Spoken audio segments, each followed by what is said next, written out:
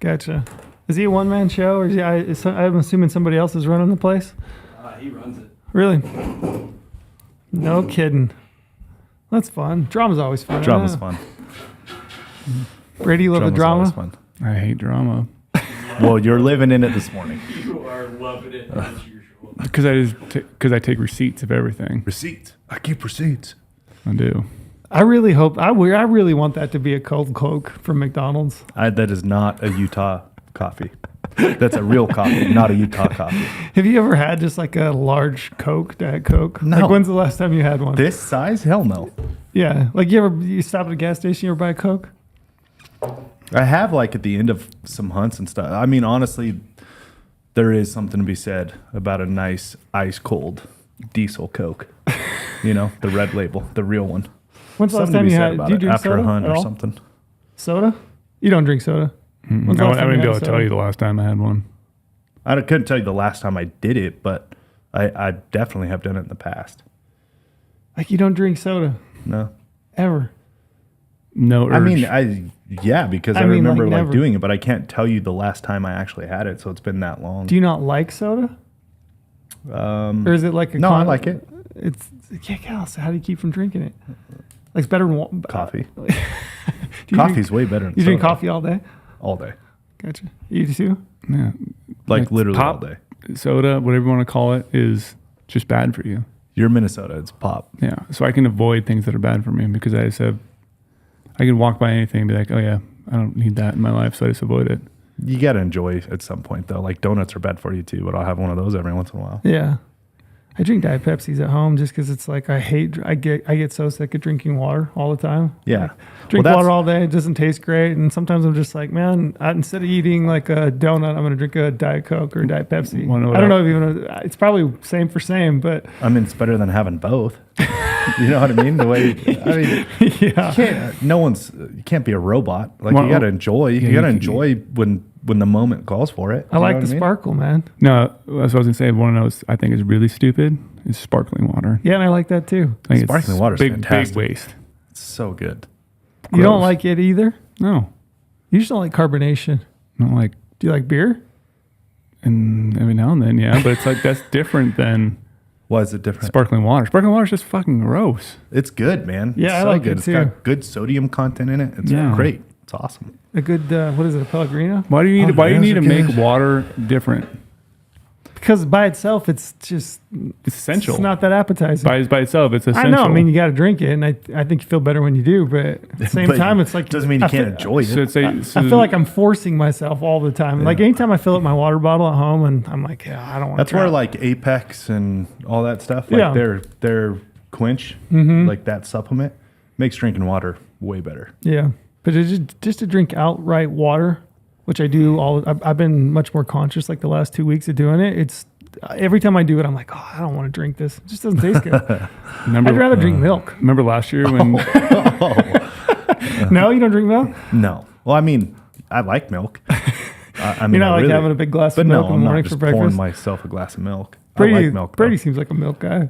I used to be until I left Minnesota. I just don't want to spend money. What are you, on an almond milk guy now that you live in I don't Vegas? want to spill. I don't want to spend money on almond milk. That's a really big waste. Well, Giant waste. Almonds don't produce milk. That's always a funny one to me. Yeah, they're squeezing that out. But then you can throw the They're milking the almonds. Yeah, I love milk, whole milk. You have to. You're from Wisconsin, Wisconsin, Minnesota area. We used to drink it out of the bulk tank at my uncle's house That's awesome. when we were kids. As a kid, did your mom like pour you a big tall glass of milk in the morning with breakfast? I really want to know how many gallons we went through. Like we had some weird subscription thing where we had milk like dropped off on our door all the time. A milkman. That's not a milkman. That's what I would have said it was a milkman if it was, but it wasn't. It was just sounds like a milkman. How tall is your dad, Brady? Just kidding. Brady's mom. My son has a big thing of milk every morning. He loves it. My kids drink milk every morning. I make them. Yeah. I make breakfast, glass of milk with breakfast. And my kid drinks it every morning. I don't even know. Is that a thing anymore? Like you're supposed to drink milk for calcium, I don't know, strong bones? They need to or is put that it just back like again. another piece of propaganda that we were sold when we were kids? It is for my kid. There's no way it's propaganda. I think that's real. That one's real. I could that one holds up. 100% Yeah, get that behind one's that. like, I mean, it's natural. If you switch over to chocolate milk, then no, I'm against that. Oh yeah, they like chocolate milk too. Yeah, gross, fake.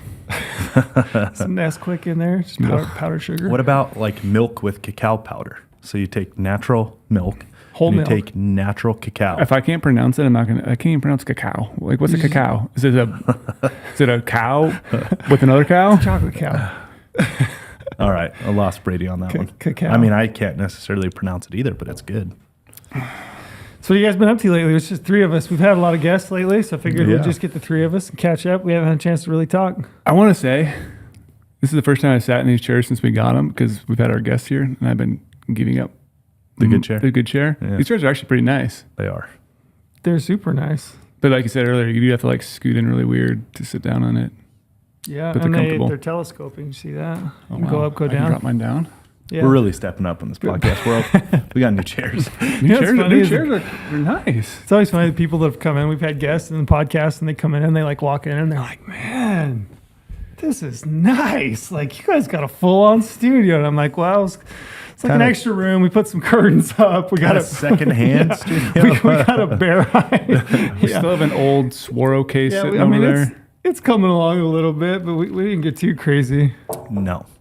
Yeah, that tells me most people are just doing podcasts from their desk, like I do sometimes. But I think that is the norm. the norm, Yeah. for sure.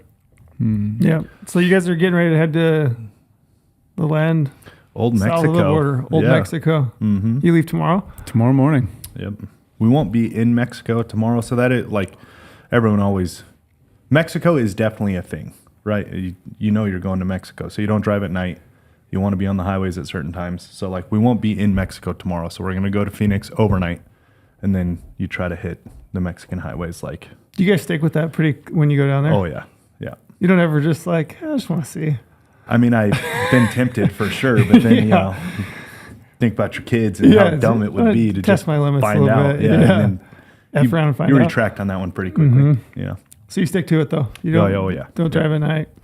What else? What else do you do? Like what else? What other kind of preps are you like? Do you have to get in order before you go? I mean, south of the- I honestly would say we probably overdo it, but I mean, if you're going to a foreign country, you try to just be as safe as you always can, no matter what. It doesn't matter where I'm going, but wear full camo, just so they know you're a hunter. Really? Yeah, you look like a hunter. Gotcha. You do like I'll wear a camo top. I'll wear jeans, but like I'll wear a camo top, drive on the roads in daytime. Don't you remember that from our hunt that we did where I had those run-in with some Yeah, illegal people? I remember that. How we talked afterwards to wear camouflage, and like I did Logan remember next that. to me looked just like a border patrol agent because he was in solids. He's like, yeah, I'm never wearing solids Yeah. again down on the border because Yeah, you try to wear camo and then just be on the roads at the right time. Don't cause a scene. You're driving down together. You're taking separate. Yeah, we'll be in a convoy. So, dude, can we like do the old like CB style convoy? Like, well, we have got ourselves a radios thanks a to convoy. our podcast producer Cody because I can't find mine. Do you know where my radios are? I don't know where they are. He asked me yesterday too. Literally, No. the last time I remember using my radios was 2020 on Porter's Hunt. elk hunt. Yeah, And yeah, I don't remember. I have no clue where they are. Just replay that in your head. Don't you hate that? 2020 Porter. And then as your answer. D told me he doesn't have them. I bet he's got him. Yeah, That's he's what got I them. said. Porter's definitely He's got got to 'em. have them in his He house has or them. something. So I can't find mine. Anyways, our podcast producer Cody stepped up, and now we have radios. So we'll be in a convoy line of. So that's the other thing too is make sure you're in constant contact. Mm-hmm. Lead car, make sure back car's good. If anybody needs fuel, blows a tire, things like that. Do you go through your vehicle like before you leave? Oh, that's Like the other a- thing too. Cannot have any spent shells in your truck, especially on this That's going to be difficult. especially me. on this crossing because we won't have guns. The guns are already there from the previous Yeah. trip. So I already crossed the border with the guns last month. And it is a That'd be a problem for a lot of people. 'cause real that- thing. If yeah. you have a shell that doesn't match the caliber of gun on your permits, not good. Not a good thing. Yeah, I'm just Especially thinking guys about who my are shooting vehicle in the coyotes parking and lot. stuff. I had my kid out on the weekend. Sunday, we're shooting shotgun. We're shooting, it's 22. We're doing all kinds of shooting, and I'm Yeah. sure that I've got a bunch of spent casings in my vehicle. Yeah, this is the hunt giveaway for the Coos hunt giveaway we did. When did we close that? Like September? Yeah, Is give when us some that was? background on it. That was September, right? I think it was September. Right? End of September is Yeah, when we they closed had, that? they had, The didn't they have giveaway? like June through Yeah, like all yeah, summer to yep. So it was all summer, and we closed it in September. So Anthony, can't remember his last name. Anthony won, and he's from Wisconsin? Indiana. Indiana, that's right. I always get those two mixed up. He's from Indiana. So we've been in contact with him. He's bringing his brother-in-law. He won the hunt. So it's going to be, it's an experience to cross and drive I'm sure. the border. It's Yeah. like, it's a real experience. Yeah. Just how prepared you need to be and just kind of the plans and all this stuff. So we've been in contact with him going to overnight in Phoenix. They're going to meet us there. We're going to get in the car at 4 a.m. because you got to make it to the border by 6 right when it opens so you don't hit traffic. It's like it's a whole thing. Gotcha. Is you've been talking to him? Yeah, he's been texting me since he won, and we had a phone call the other day or a Zoom call thing, but he's super pumped. But it's gonna be really interesting to me, like Lorenzo said, he's like, when you see the Mexican border, it's gonna be an eye opener, and go across for the first time. It's gonna be an eye opener for him because they've never done it before. It's not what you see on the news. I don't know how else to explain In what it, sense? but like what do you mean? I have now crossed the border driving in different border crossings quite a few times. You practically have dual citizenship at this point. It's January, February. I'm practically a dual citizen for the last like 6 or 7 years. Right. But no, it's not what you see. It's not what you see on TV. It's I don't know. It's not as chaotic as what you see on the news, but it's almost more chaotic because there is so much control. Like there is military and border patrol and people everywhere. It's pretty wild. It's really wild. Is your level of I'm sure this is the way this is like your level of comfort now is tenfold what it was the first time that you went through. Yeah. Oh yeah. But do you remember the first time that you went through? Were you pretty nerve-wracked? I wasn't necessarily nerve-wracked. But it's the nerve-wrack of the unknown. I wasn't nerve-wracked about like going to Mexico. Sure. That stuff, it's so overblown. Here's how I explain it, right? We live in Las Vegas. Would I drive on D Street and Martin Luther King at midnight? Like, would that be smart? I live in the States, in Las Vegas. Like, would that be a smart decision for me to drive on D Street and Martin Luther King? Every night you're down there. Every night at midnight. Like, of course not. It's not just not a smart thing to do, right? There's just, you kind of have to know where you're going and what you're doing, and then you just plan accordingly. But, I mean, it's a beautiful drive. Like, I mean, it's probably one of the prettiest drives I've ever done. And that's like driving through all the crazy canyons and all that stuff, going to Colorado, driving through, all the Book Cliffs, that Green River stuff. Like that stuff's so beautiful. And what's it like? What's This is better. What's the topography like? Is it mountainous? Is it open desert? Dead flat, Saguaro, Ocotillo, Gotcha. Cholla Flat, ocean. Like it is beautiful. You excited, It's Brady? beautiful. I am, but I wanted to say though, I do kind of feel cheated in a way because the first time it went down was 10 years ago with Jay Scott, and I brought my bow. Mm-hmm. And I shot that big Coues with my bow. So I haven't, and then this time the rifle's already down there. So both times now I've been cheated out of going through the military checkpoint thing with the rifle. I kind of want to experience You're it. not being cheated. It is literally, you literally pull off to the side to the. But the one we had to go through before, we had to go in a separate military thing after the fact. And you had to like park after you crossed the border and then walked all the way across. And so I had to sit there while all the cool kids with rifles did it, and they're like, give a bow, and I'm like, yeah. And he's like, yeah, you need to go over there. Yeah. So I sat there and get to go experience, and they were gone for a long time. They were I gone for a long time. I want to know what happened. Here's the experience. That's a life experience park for me. I missed out on twice now. Take your gun. You don't even got to use it. Just take my gun. Life is about experiences. Throw one in. See what happens. Life is about experiences, but I'm going to tell you right now what the experience is, and then you won't feel like you missed out on anything. You park in a very certain place because you have to check in a permitted item. Yep. This one has to be checked in with the militia. So you get a militia agent, and then they take you over. You go in there, they go through all your gun permits, and you literally sit in a room and talk and hang And they out. just sweat you, just like No, they don't. They don't say a word to you. They're not even with you.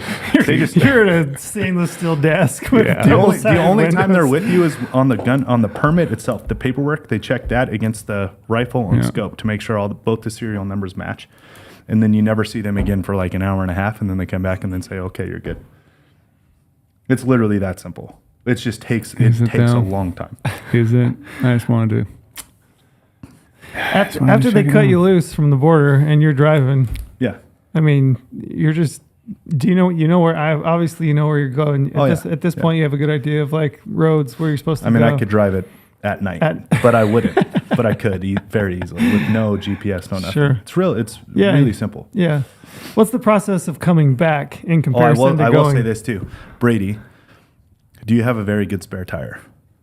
Yes. You do, for sure. Hey, we should mention that I'm taking the old Chevy The old Silverado. Chev. Well, we have Like a rock, baby. She's I going heard to you- go from, she's basically, she has. That truck's been all the way to northern British Columbia, That's awesome. and now it's going to go all the way to Mexico. Yeah, that's awesome. Like pretty far south too. So I was doing a little prepping last night and getting all her, Yeah. charge cables and battery cables. And Yeah. You probably, spare tire you probably thing. don't want to break down real 'Cause bad. I got my Here- little inflator, little, yeah. So here is the experience of the drive.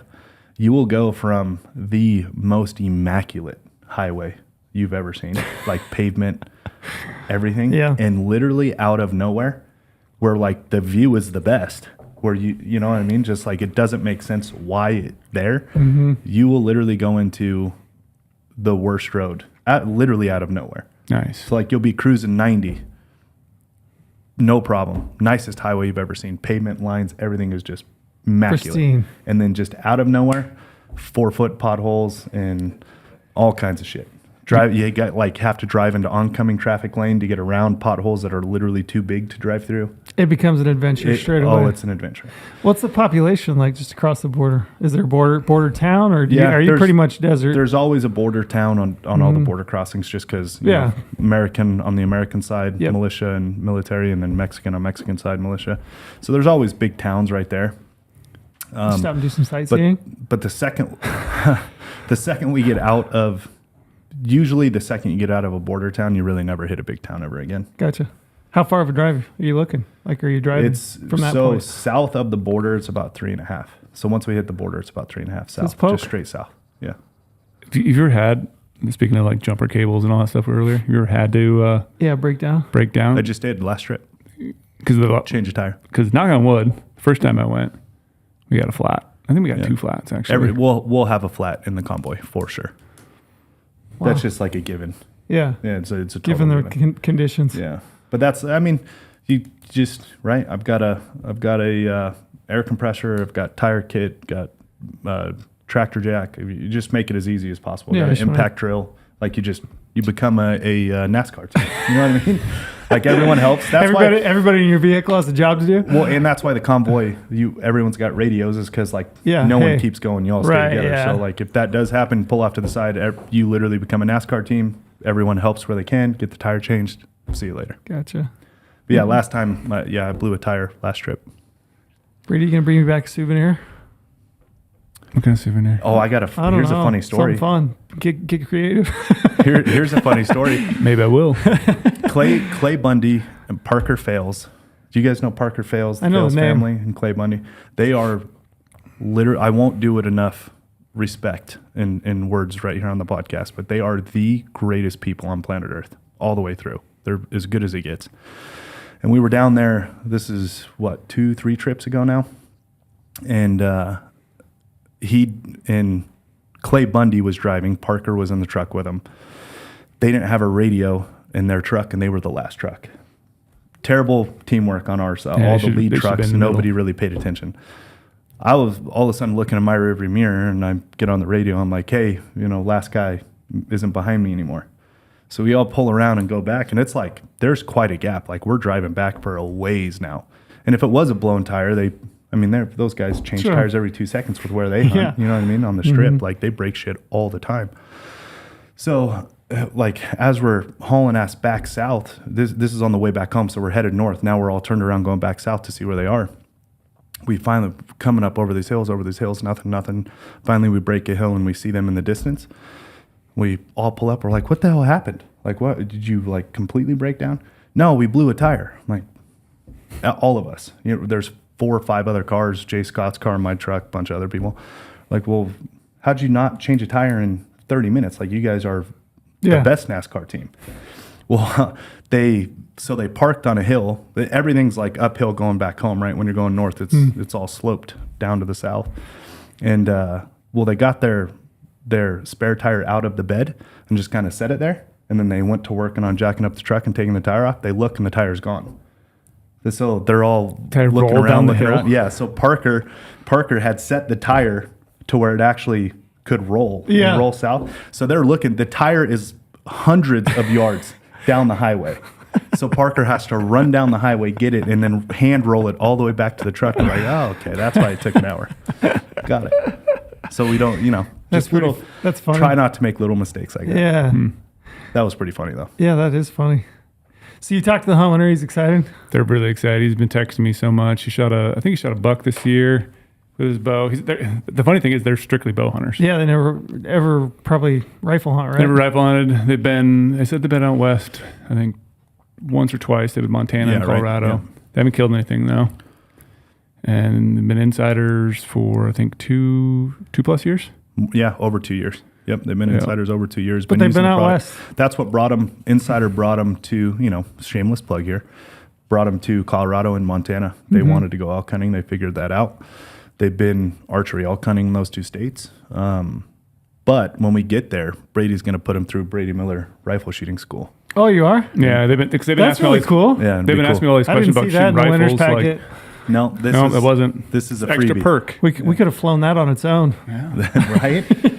No, this is a freebie. We're going to get to the ranch pretty early, That's actually really cool. and we're going to take the first day to just get comfortable with gear. I mean, they're whitetail hunters, right? Yeah. Tree stands and all that stuff. So we're going to get them comfortable with, Brady. I'm just going to watch and probably have a Tecate or something. And I think watch- you should just step in occasionally with a cigar in your mouth and just ring the steel at 1,000. or I should just drive Brady crazy and be like, no, that's not how That's you do not that. right. That's not right. Yeah, that's Don't not do how that. I do it. But Kind of trailed to me on the audit hunt. He's like, oh yeah, that was a little low. And I'm like, I didn't even say anything. have you seen that scene? Because Yeah. I crunched the audit, and Trail's trying to rib me like I made a bad shot. I'm like, It is hilarious. And I hope. I get so mad. Sadly, I know it's not going to come off to everybody. Yeah, The way it should. it won't completely translate. But I know you two so well, and I think anybody who listens to the podcast and knows this dynamic so well. It is hilarious. That whole scene is perfect. That was my favorite. Oh, He even that's says the in the best. digit scope, he's like, oh, yeah, it looks a little low. And then I come walking up, and he's like, how'd it go? And I'm like, he makes it seem like the audit ran away or still alive. And I'm like, yeah, I watched it die. He's like, really? Looked a little low. And in the look on your face, it is the perfect dynamic. That is caught in the moment. The dynamic between all Completely of us is perfect. deadpan. Looked a And then, little, then you see what happened when I went to shoot his with him. I knew I crushed it. Yeah, but I even told him. No doubt. Well, I knew it too. But I said, yeah, Trail, you crunched it. You couldn't put the bullet any better. And Trail comes up to me like, oh yeah, looked like you might have hit it a little low. Oh, it's the best. I'd love to It's give the you some best. shit. I know, and it comes off so well. I hope people It's because you take can that take for what it. it is. Yeah, that's true. And you also have to understand that, and I think most people are like that. You really only give shit to your buddies, right? Of course, that it's you really true. like. That's there's a saying going around on social. Social is not the best place, but every once in a while you see something, and it is such a true saying where true friends talk shit to each other's faces but cheer behind their Yeah. backs. There's no better friend than that. Yeah, That's for how sure. You know if somebody's really your friend. Yeah. If they're giving you shit, they're Yeah. your friend. Yeah, if I'm not, you Yeah, exactly. you should probably wonder. No, that's cool. That's why I'm really excited, because they've been texting me about what distance to be practicing with the rifle, because they've been, I think, borrowing some rifles and practicing this winter, trying to get all dialed for it, asking me a bunch of gear questions. And It's going to be such a foreign concept for them. This whole entire hunt's going to Oh, be so memorable. especially They- going after a coos in Yeah, Mexico. for sure. They saw, because we posted on GOHUNT. So Adam and I went to the range. I wish it was Brady, but Brady was hunting, of course. So Adam and I were out at the range, and we doped the guns out to 900. And they text Brady immediately, like, "Hey, are we gonna have to shoot?" And we're like, "No, dude, not gonna have to that's shoot at literally 1,000 just for yards." the You have math. to qualify. It's Yeah. literally just to validate the math backwards. Like, no, definitely not that far. 900 yards. Yeah, Yikes. So I got a statement for you guys that I keep hearing on. Again, we're talking about social. We're going to Mexico. We're hunting coos. People always say that the only people that go to Mexico to hunt coos are the ones who can't kill big coos in Arizona. What do you think about that? I've never heard that before. You never heard that? Never heard I heard that. that all the time. Every single person who goes to Mexico, I read the comments, that's usually what it is. Or some funny meme page is talking about, the only people that go to Mexico are people who can't kill big coos in Arizona. And here's my thoughts behind that.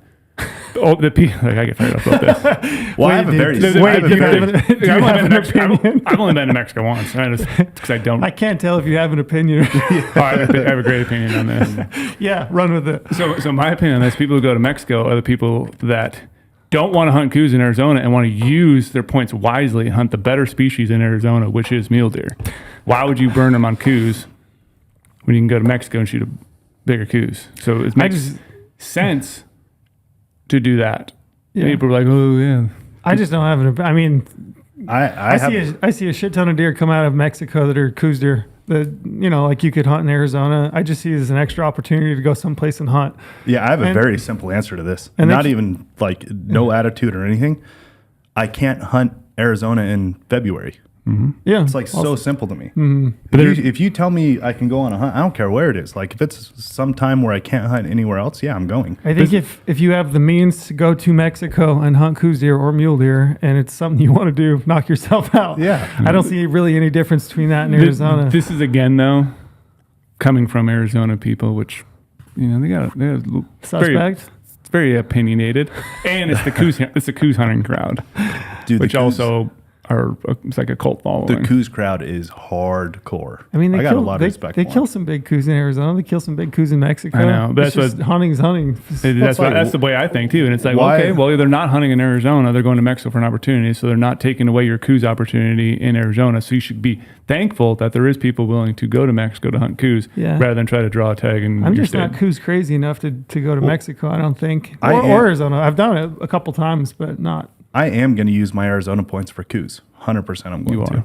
I've been so fortunate with mule deer in other places. Like I don't know. I'm not going to wait my whole life to hunt mule deer in Arizona one time for one place. Well, the You know thing what I mean? is I mean, you say the better species in Arizona, but arguably the better species in Arizona is coos. is Other coos than- deer, if you're other north than of the maybe ditch, then- 2-3 units. Yeah, if you're north of the ditch, then yeah, it's a different story. But to 99% of the people, if you were looking at, and we're going to get into costs and applications a little bit later, but if you're looking at Arizona, real objectively, the best use of your points is for coos deer. Do you think that fully? Yeah, Honestly, yeah, I do. Do you think people who get on their over-counter tag are like, I'm going to go down there and hunt coos deer, I'm going to hunt mule deer? Well, I think they think they're going to go Oh. hunt mule deer, but what? Yeah, exactly. Well, it There we depends go. on your. that's that OTC thing though. But They can your hunt 'em everywhere. points, but your points, if you're banking points and doing that, like I want to hunt a specific coos unit one time in my life. It's the best coos unit.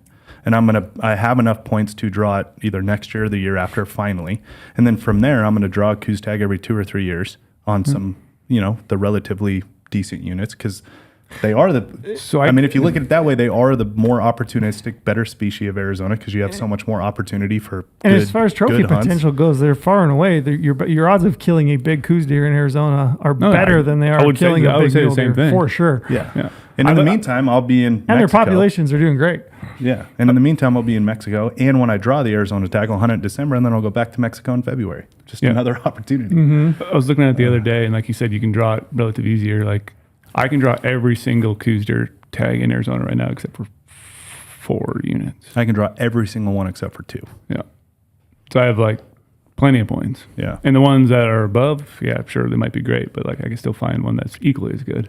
Yeah, I'm in a no man's land on that though. Like I'm 2 points away, so I'm gonna ride it out to just hunt it one time, and then from then on, I'm gonna draw every 2 to 4 years. Yeah, I think I'm 3 points away. Yeah.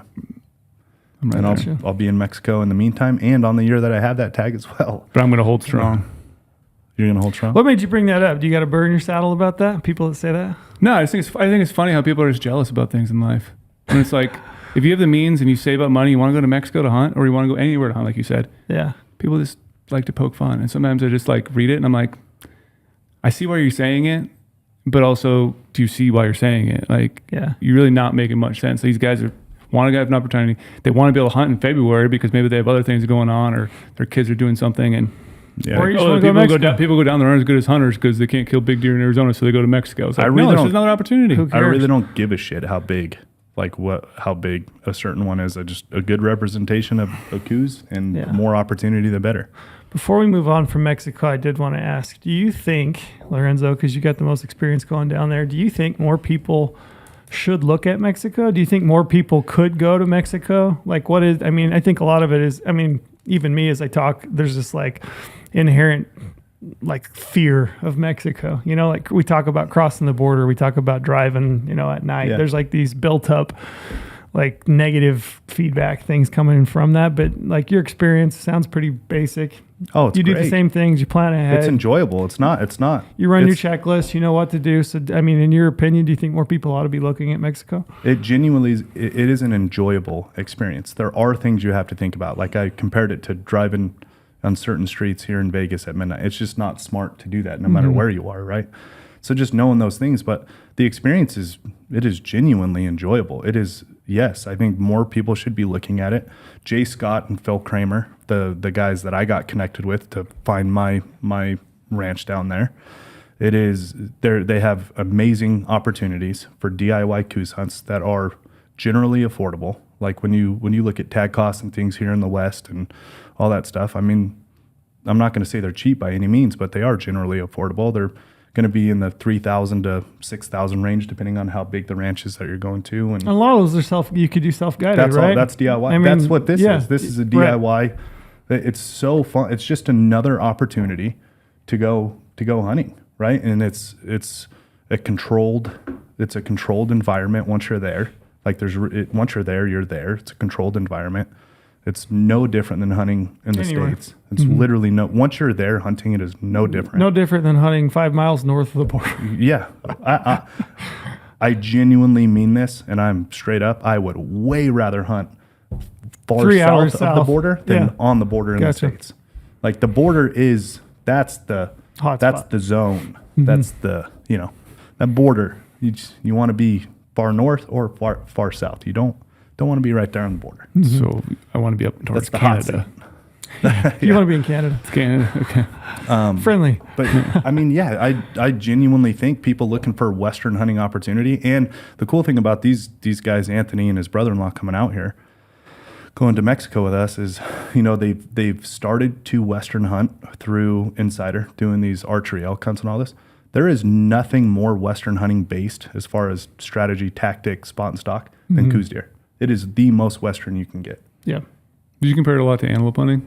Because I think antelope hunting is always that like break-in species that like you should go, if you want to go on a first Western hunt, maybe you should go antelope hunting because it's laid back. You drive around, you can see a lot of animals. Probably a little more advanced than antelope. It's going to be hunting, I more would because say. of the glassing Okay, aspect, well, probably. you're And glassing, it's in the you're- mountains. Do Like you think these, it's most like Western? Like when I think Western, I think elk and antelope. these mountains elk. are, Did you hear that? yeah. Okay, oh. moving on. No, the mountains. I mean, where these caught that. coos live. I mean, granted, these mountains aren't 14,000 feet, but they are pretty gnarly.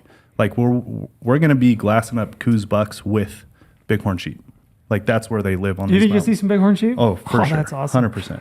That's What's cool. really cool about the bighorn sheep, not to get too scientific on anybody, but there's this strip of where these bighorn sheep live, where we're going.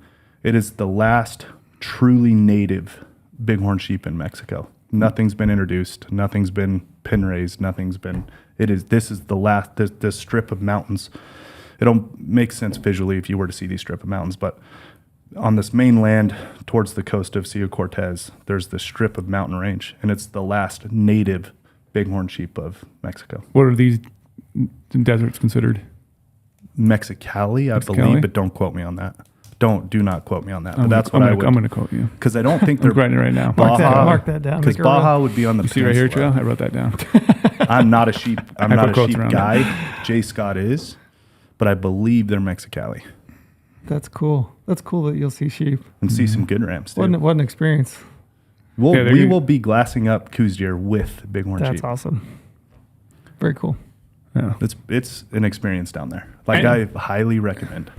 And the cool thing is we'll have Luke there Yeah, recording video, so we'll be able to capture their, facial expressions, their excitement throughout the whole thing. yeah. And I get it. Look, just one last thing on Mexico. I get a lot of shit for, must be nice, I mean, must be nice to go down to Mexico, spend all that money. I mean, It is nice. It's yeah, awesome. it is. Is that what you say? it People is. go to Mexico, the ones who can't kill big deer in Arizona. I genuinely that what you wanted to appreciate. say? I'm saying that word a lot today, but like, really appreciate the opportunity and chance that I have to go down there. It doesn't take away from the fact that it is a good opportunity that does exist for other people who if they want to do it. You know what I mean? Yep. It is a phenomenal place to hunt. Yep. And I mean, spend your money where you want. Yeah. It's the American way. Yeah. Or you know? can spend it on Coke. What do you? Yeah, you buy Celsius's, right? Keep yourself awake. Yeah, Like Lorenzo's drinking there. Giant thing of Coca-Cola. My Utah coffee. there you go. We're gonna jump all over this podcast. We've got an array of topics. Obviously, Mexico, and cover that. Talk about it. We should probably hit promo though. We're probably at let's least hit 20 promo. minutes deep. I would assume. I can't see the clock now. By the way. Oh, yikes! Do It's close. It's close enough. Close. Yeah, we're within 25 minutes, right? Yeah. Do you want to hit us with a Yeah, promo, we'll hit Brady? with the promo code. So like we were saying, application season, we got right here, and we're talking about Anthony and his brother-in-law, how basically they used Insider to, plan their first Western hunts. Because of Insider, they were able to go out west and chase some dreams. So it's cool that we're going to, be with them on that hunt. But if you guys want to do your same thing, chase some dreams across the west, find tags to draw, find hidden little gems, find opportunities, find your chances to draw, read some application strategy articles, just find a place to go with your family. Use promo code podcast when you sign up for Go Hunt membership, and you'll get 50 points back in the Go Hunt Gear Shop. That's $50. Brady's famous for talking about finding hidden gems. Mm-hmm.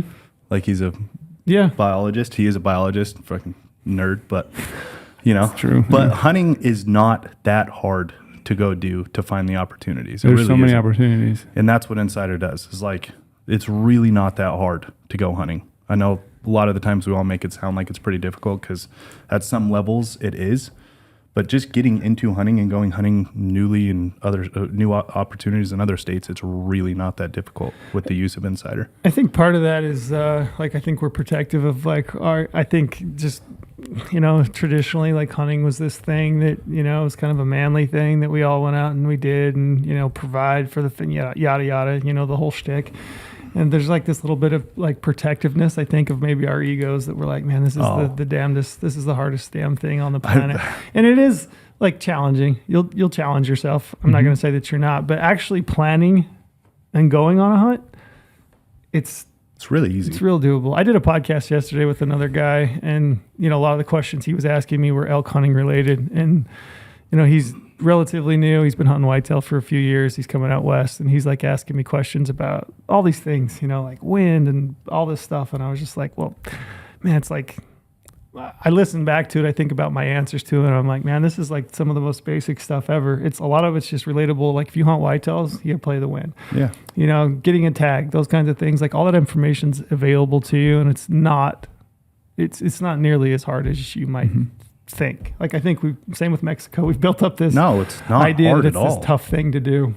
It's not hard at all. But there's levels to it, just like anything in life, right? At Brady's level, it is hard. It is difficult drawing that many tags in that many different states and chasing these things he's been chasing for so long. But that's where he's at in your career of hunting, right? Like, but if you're just looking to go hunting for the first time in a new state and just want the opportunity for it, it's pretty easy. Yeah, like what was It's it? like really simple. A couple of years ago, I think it was the year I did the mule deer sabbatical.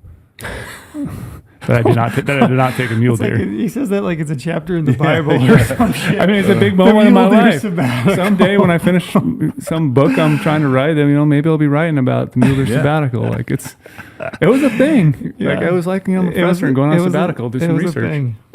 I think that year I had 5 or 6 mule deer tags. Like literally had 5 or 6 mule deer tags, but I turned in a bunch of them because I had too many. But that is difficult to draw that many tags. You really got to play a crazy game and look for those nuggets of but at the same time though, they were all relatively easy to draw. Like I was picking up tags in other states that people don't think about. Yeah, true. Like very true. Easy, the leftovers I can pick up a couple of different states. Like multiple states I had 2 mule deer buck tags because you can do that if you really figure it out. Like there's opportunities there. And so it's like, I had so many tags, I turned them in. So like when people say like, oh, I can't find opportunities. Well, use Insider. You literally can. And you can find, like I say, the hard. little hidden gems. There is hidden gems out there that we're all, I chase every single year trying to get something cool. But the other thing we're trying to change too is we always talk about research, right? Like you're doing a term paper? Yeah. Do you feel like it's research? It's not really research because it's what I'm into. Yeah, it's interesting to me. I'm trying to find something that's really important to me that I value. So it's like I like it. It's not like I'm researching, photosynthesis. No, you're right. I would for a term paper or something. I would compare it. We always use the term research. I would more compare it to like me reading a sports article about something I'm genuinely interested in. I So just is said it the about- word again. I really need to stop saying it today. Or like house surfing on Zillow. You know, I like looking at houses and seeing what Do kind of you? style. Yeah, what kind of style people have. It's Interior something- decorating. Yeah, me and my wife will, we'll just sit down and look at houses in random places in Gotcha. the U.S. and like, oh, that one's cool. This one. I would compare it more to that, where you're just kind of passing time and finding things along the way. Yeah. Right? So could we change the name? I don't know. Is there something else out there that we could adopt Instead of research. instead of research? I don't know. Kind of Cruising, cruising. Surfing. surfing. I don't know. I heard something the other Shopping. day. This is a little tidbit, kind of go along with some of this new stuff. I listened to a new hunter the other day, kind of explain, and I don't know if it really registered ever or like resonated like it did when I heard this person say it, but they basically said they're looking at their tag, their opportunity to come out west. I think people get really bogged down and like, if I go out, if I do the surfing, I find my tag, I find my opportunity to go hunt, I get my tag and I've invested the money into it to go hunting, and I go out and I hunt and they feel this like pressure till I have to make the most of this. This is my one chance, And I think this person was explaining, like, if you look at that and you're new to hunting the West, if you're coming out on a mule deer or an elk hunt, if you're looking at it like pass fail, if you don't get one, like you failed, that's like the wrong way to look at it. And I think if this person explained that they look at that opportunity to go is the experience is the success. So, you come home without an elk, it was a success. If you learned something, you did a trip, you did an adventure. I think a lot of the time we get real bogged down into like, if we didn't succeed, and that's the goal, I get it. Believe me, I know how bad I want it when I'm out there, but I think I don't spend nearly enough time thinking about a hunt being a success just for the experience that it was. My time to get away from work, get away from everyday life, get out, disconnect from reality a little bit, and just kind of hunt, be in the woods and hunt and see animals. So I've gone empty plenty of times. We all have. yeah, Right. But success to me is always been, if I enjoyed it enough that I would do it again. Like that would always be my definition of success. Yeah. Was that a fun enough thing that I would go try it again? yep, I agree. yeah. And in terms of a vacation, it's cheaper than a lot of vacations. It's better than a vacation. It's way better than vacation. Yeah. And it's like, I enjoy eating tags. Like I've eaten a lot of mule deer tags recently because I just haven't found giant deer. What's your favorite recipe? Yeah. Grind that up and put it in your meat with your back Sous vide straps. tags? Yeah. But it's like, I enjoy the chase. I enjoy trying to find a big old mature deer, and I'm happy to walk away. But I'm also at a stage in my life where I'm a little bit more happy to walk away. Maybe if I was younger, I would definitely feel a little bit differently. If I hadn't shot anything yet, it might seem like a failure. But like, you just got to take it, like you said, for what you're looking at. You're looking at an adventure side. You're looking at just going out there and challenging yourself, challenging your mind, challenging your body, or do you want to punch a tag? I just think it's good to have like a little bit of perspective from time to time, For sure. put yourself, back in that place, kind of take it for what it is. And it is hard to have perspective around here. For With sure. everyone out in the field and everyone's got a tag somewhere good usually. I mean, Ethan sheep tag this year. Yeah. You kill a buck of a lifetime this year. Brady draws his elk tag finally. It's hard to keep perspective around here. But that is what it comes down to is, really in the general day-to-day life, like the perspective is just going hunting. And that's not the hard part. Finding tags, finding opportunities is not the hard part. And then enjoying it when you're out there, right? That's the success of it. Yeah, I agree. Rest of the podcast, we're going to kind of jump around. Like I said, you guys have been to SHOT Show lately. I was curious as to how That we have. I was curious as to how SHOT Show went, and I've had people ask me like, "Oh, did you go to SHOT Show? What'd you see? What do you like?" And I didn't go this year. It's been actually a couple of years since I've been to SHOT Show. It's not my favorite show, I'll say that. So I was curious as to you guys. What'd you see? What'd you like? Anything jump out at you? Well, you already answered right there. It's overwhelming. As a guy who loves guns, I love rifles, love everything about it, reloading, shooting. Was it about the same this year as far as layout, where it feels like it's just spread out. It's the same thing. You might walk everywhere. by a backpack or something that you're interested in, a knife.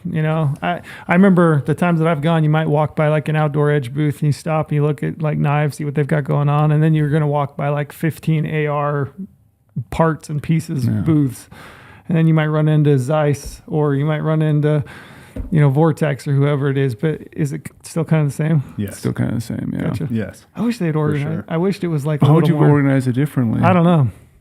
Apparently, And like I know what I'm doing. It seems to be working. Apparently, I'm going to talk about something else I don't know shit about, so get myself in trouble here. But apparently, it's like there's some level of seniority there, where like the longer you've had a booth there, you kind of like work your way up to be on that second floor in the main level. Yeah, so it's not necessarily, as I understand it, very well could be wrong, been wrong a lot, but as I understand it, like it doesn't matter who you are, what you're selling, what you're doing. If you've had a booth there for longer than, and something comes available on the second floor, you have first shot.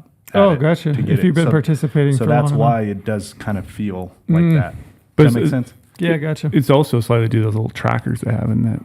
When you get your badge at SHOT Show, they give you a Oh, little the trackers, yeah. And so you See track everywhere you walk. Yeah, everywhere you walk, it'll track everywhere you walk, and you can look at it. Then you can resell that information later on based on these people are more going over to here. They're going around these corners more times. They're going to these big booths. Damn And government. So then you can charge more money for those booths that potentially get higher traffic. Is that how they do that? Yeah. I feel like it's what we were talking about when we were there. Like, it makes sense. Like, you could use that data to then charge booths more money because, like, hey, this corner booth right here, it's going to see a lot of traffic because it's near this exit or this entrance, and you're near this other booth that's always been here, so there's more traffic there, so you can charge more for it. And that's why probably that seniority gets built up, but, like, you can see that stuff. So we always rip our trackers out. That's that I never really thought about those trackers, but you're entirely right. It makes a ton of sense. But I also feel like if there was ever a crowd that would be against being tracked, it would be that crowd. That's why you can instantly grab it and toss it out. I mean, it's probably everyone does. Yeah, probably everyone does. What'd you guys see? See anything cool? You have any Browning rifle? That's the hard part. Like, so we're going there, we're walking around talking to, people that we kind of know. We're selling the gear shop. We're trying to see some new things here and there, or just have some meetings, So I think if you did SHOT Show justice, you would literally kill your legs, kill your body. The best times I've ever done is that's what I've done is I've gone with absolutely no agenda, no meetings whatsoever, no people to catch up with, and I've just walked. Yeah. Those have been the best ones. Because it's hard because like you said, you walk by everything starts to look the same. Everything starts to blend in. All right, some whatever, different gun parts, different guns, different optics, bunch of knives, bunch of stuff that shouldn't be here, but somehow it gets in every year. And then it's like you'd have to actually stop and talk to people because there was things that I actually walked by. When we walked by AMP, the annealer that I use for annealing my brass. Cody was like, "Oh yeah, there's your annealer you use, Brady." I was like, "Yeah, looks like don't have anything new," and just walked right by. I get home that night. I didn't tell you this, Cody. Get home that night. I see they had a new update for it. They just had a new touchscreen on the annealer. So I couldn't see that by walking by really fast, but it looked like they said standard. There's just being here at the booth, but they actually had something new. So if I would have needed to stop there and talk to them to see it, or I saw it on Instagram later. So I think it's really hard to go through all these things. Be like, what do you see new this year? It's like. I would always pick up the SHOT Show magazines they do 4-day, and I would cruise those and look through the products that people picked out, and I would try to go check those out. Yeah, there's a lot in those books. That's what's hard. But the thing that I saw was cool maybe is just there is more chronographs being built for rifles. I think is pretty unique. More like you played with the new Garmin one. That one's making waves. Yep. So Adam actually got it earlier, and unfortunately I missed out on buying it because I was on a hunt. So they sold like hotcakes, and then we ordered a metric ton more. And finally, I was able to get one. 'Cause I even used the little notification thing on our website to buy something. People say like, "Oh yeah, you guys get free stuff." No, I paid for it. I literally paid for it. What I want, I pay for what I love. Like I love gear, so I literally went on our website. Bet your ass you guys pay for it. I mean, shit ain't being handed out free. Yeah, it's been bought by the company. I can promise you. People look at my gear list and they make fun of my gear. It's like, yeah, I pay for that stuff. It's like, of course, I don't have all the perks in the world. I have some, but like, I literally went on there, clicked the notification, like send me an email alert when these come back in stock. And obviously, I know everyone here, so I'm like, whenever they come in, to let me know as well. So I finally got a hold of one. Must be nice. Yeah, must be nice, man. I even posted it on my story, and I was like, hey, there's still a bunch left. Sure. But like, yeah, like that Garmin chronograph is amazing. You can just set it up and shoot. Work for a bow? Yeah, it worked for a bow. Yeah.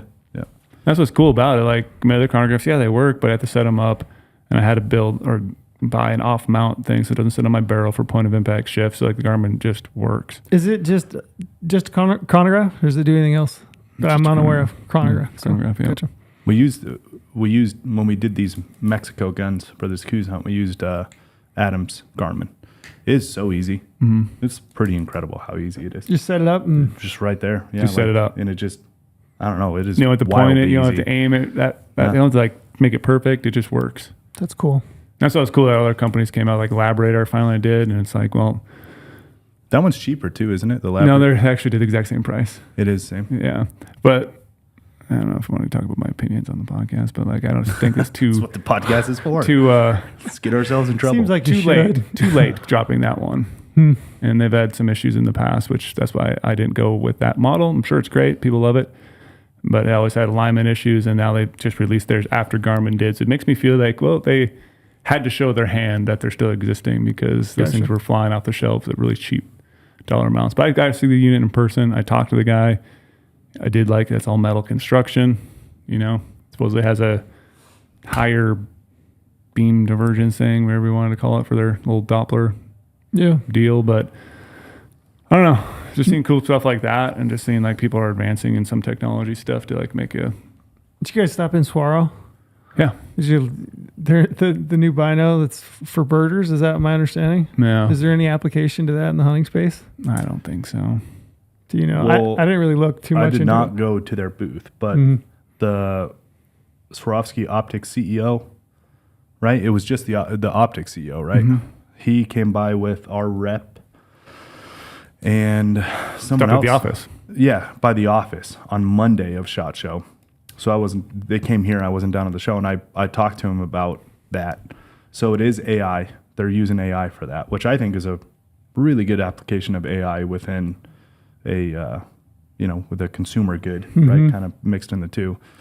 And it is just birding right now, but they also have all North American animals. They have everything. So, I mean, what would the hunting? I would hope if somebody has a tag for a moose, they would know what the hell a moose is before. I would hope they wouldn't need a bino to tell them I saw a lot that of it was people, a moose and not an elk. I saw a lot of but people speculating on social media, like, okay, next step is to estimate score. So you look through the bino, click a button, gives you an estimation based on some sort of algorithm. I'm not going to be the one to leak it, and you were the one that said it. We'll just put it that way. God, that'd be wild. So I heard too. Maybe it's just a rumor, but I swear I heard it while I was at the Swaro guy, someone talking. But like their program is like open source, so you can add a bunch Yes. of other people can It's open source. add other shit to it. It's But I open think- sourced AI. And I think I heard too, it's already banned in some states for hunting. Like that technology is already written that you can't use AI Interesting. shit in there. Wild times. Wild, right? Well, it's the Wild West of AI. Yeah, that It's like, wild where's it going to times. go? You Yeah. know, there's the applications for it are endless. I'm not- Obviously, you can do yeah. anything. I'm not big on it. I'm not for it. I don't like it. I feel like there are certain things where, I don't know. This is where I Just, draw my line. But it is. Then you get into the conversation of like, well, then guns and compound bows and all this shit. And But, then your truck. Okay, Yeah. this is walk everywhere, boys. but AI is wildly powerful. So it's just kind of a weird concept. But yeah, supposedly they have some other applications for ideas for applications within hunting. Yeah, than just I mean, kind it of only seems letting you know logical if that it's a moose or an elk. they would be looking at it. Did you stop by Browning? Yep. Anything new to report? Yep. So I've actually, we dropped the video the same day I launched it. But yeah, I had that prototype rifle for a while. Came out with the carbon fiber barrel. They have a really great shooting rifle. So it's lighter than yours. But that's the thing. Like people even were joking on there. Like, what's Brady doing?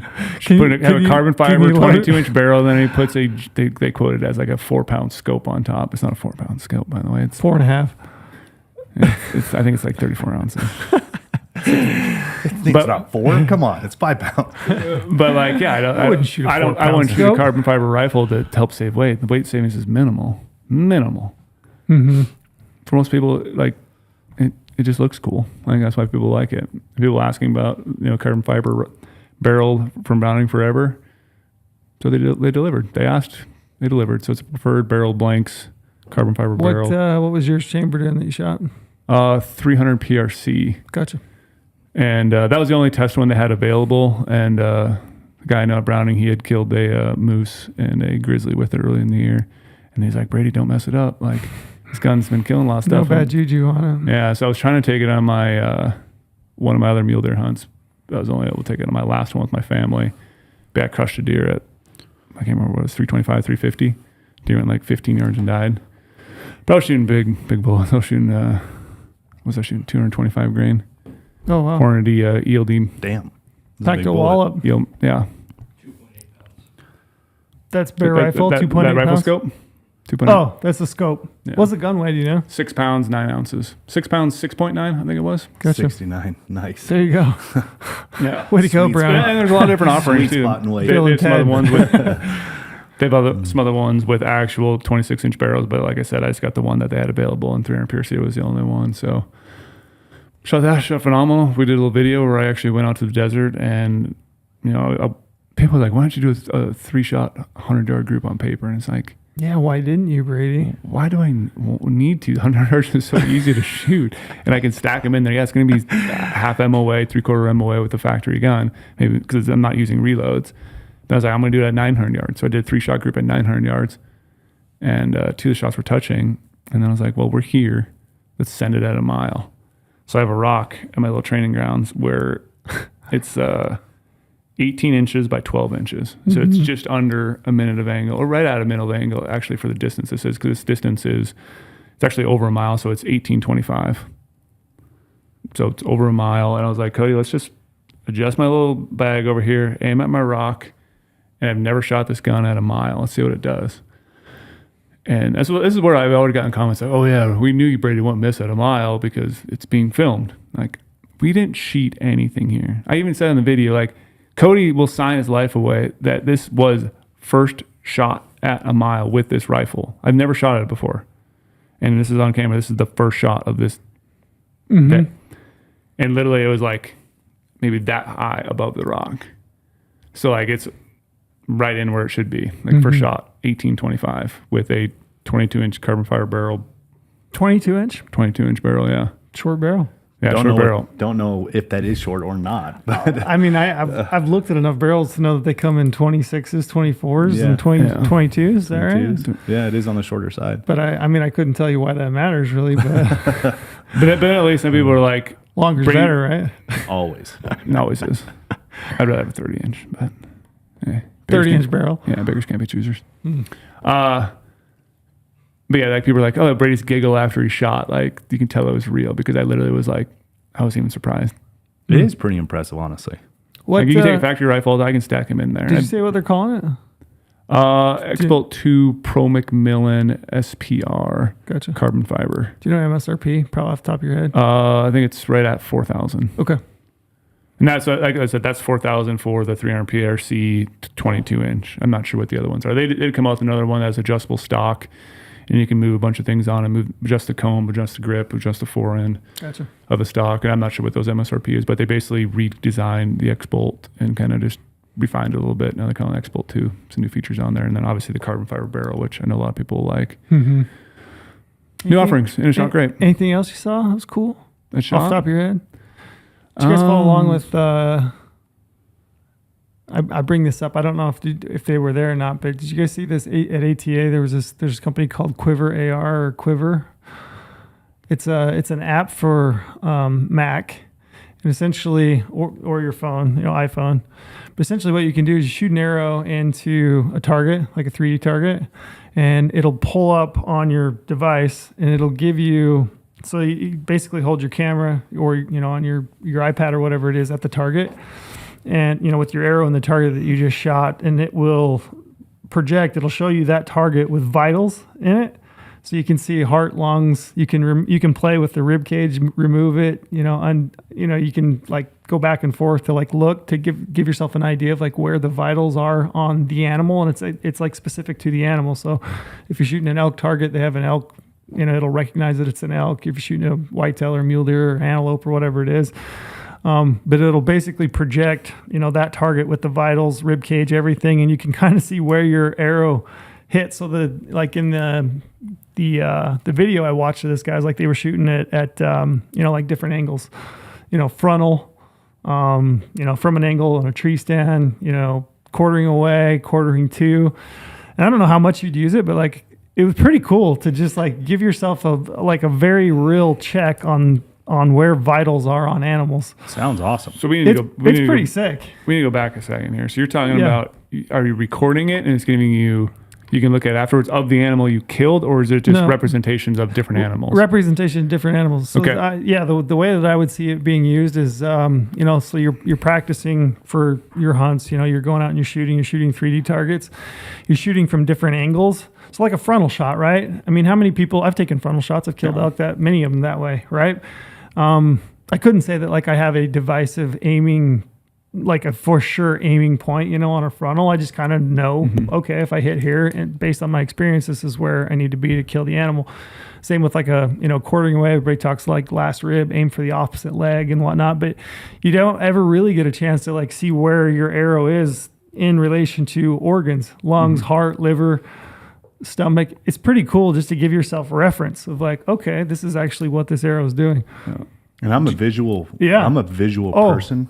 That's right up my alley. That sounds awesome. Yeah, it was pretty cool. Do you remember what it was called? Because the reason I asked, we've talked about this technology on the podcast before, way earlier in the day with Neville, and because I used to have an app on my phone back in like 2014, 2015, that could do the same thing. And then I mentioned the app on the podcast, and someone came back and was like, "Hey, I looked up that app, and it no longer exists anymore." And it was actually when we were in, I won't say the state, when I shot that big giant 208-inch deer and lost it with my bow with you. We were actually looking at that app back later that night, and you could do similar things. You could like tap on it, and it would show you the angle of a projectile going through it. But it was very clunky back then. Apps weren't that great. So I'm very interested to know if this is like that company. I don't know. Redone and did things better, because I love the idea of that app. Like you're saying, just in the field, you want to see things, or you want to be able, if you could tap and go from hide and then guess and like do a little like game with yourself, tap and remove hide, go through different layers of everything, get to the bones, and then get to the internal organs and everything. Like that'd be super cool. And then be able to see, like you said, what does the frontal look like? What is going through the opposite shoulder? What I thought was cool about this is like as you're practicing, you're actually seeing your arrow. So like it's showing your arrow, projecting your arrow as if it had continued through this animal. Right? Is it just an arrow, or do you have? I don't know. It's they're called quiver. So quiver, and then AR, capital AR at the end. Quiver. AR, yeah. AR, huh? Sounds awesome. Yeah, it was pretty cool. I just wrote that down, Trail. Yeah, you'll have to check it out. I just learned something very valuable on today's podcast. Yeah. That was pretty neat. They weren't there though, shot. You didn't see them. Well, that's the thing again. Those shots so big. Like we're talking about. Like I had multiple friends hit me up, text me, say like, "Oh, what have you seen? This really cool." My dad called me. He's like, "What'd you see cool?" I'm like, I had to think about it for a long time. I see big giant 50 cals everywhere that I'm like, dang, they're cool. I'd love to have one. But like, like what I actually see cool, like in a hunting base thing is like, I don't know. You're not going hunting with a 50 cal? Would you? You would. You would. I know you would. You would. I mean, so like, it's hard to say like what's cool at shot, but shot's fun. It's, good to see people and everything. I had nothing but meetings from sun up to sundown. Really? So I couldn't Gotcha. tell you anything that stood out. Yeah. Like literally, not a single thing is like standing out in my mind. Gotcha. Other things from ATA. I didn't go to ATA. Jared went to ATA here, one of the buyers for our archery department. So I was talking to him and then just looking online, but a couple other things that just jumped, kind of thought was interesting. So Ultra arrows, which we'll be carrying. We've made a big wave. We're carrying them? Yeah, well, I think we're in talks, right? They're making some big waves. Yeah, big waves. Levi Morgan was a big one. That was a big wave. Yeah, big one. Yeah, but basically, kind of they're hanging their hat on is, spineless. Normally, when you talk to people, somebody being spineless, it's a bad thing, right? But I guess Trail, you're spineless. You spineless little bastard. Spineless. These arrows will fit me perfectly. Just perfect. spineless. Right up my alley. So how's do you know the explanation behind spineless then? Yeah, so an arrow, carbon arrow, even aluminum arrow when they're made, you'll have a stiff side and a weak side. So it's just the way the carbon's rolled or wrapped. So when you tune an arrow, when you shoot an arrow, like for example, if you're paper tuning your arrows, you have a dozen arrows, you may go through and paper tune those, and you'll have a few of them inevitably that won't shoot a clean hole. And so then you go to knock tuning, right? Mm-hmm. Assuming that you've got a tuned bow. You just rotate your knock and then shoot again. And usually you're just trying to find that stiff side of the spine. Do you ever float in the bathtub with soap on top? That's what I used to do I've back heard in the so day. much mixed rumors, mixed. Yeah. Dude, did it work for you? I could literally mark it with a silver Sharpie on both sides where the stiff side of the arrow would be, because that's where the carbon meets together. Mm-hmm. And then pull it out, pull my little plugs out of my arrow, because I had to get little corks from Ace Hardware back in the day in Montana. little baby corks. Little baby arrow cork. And then I would do the test again, like the next week, and I would get the same thing with that same arrow.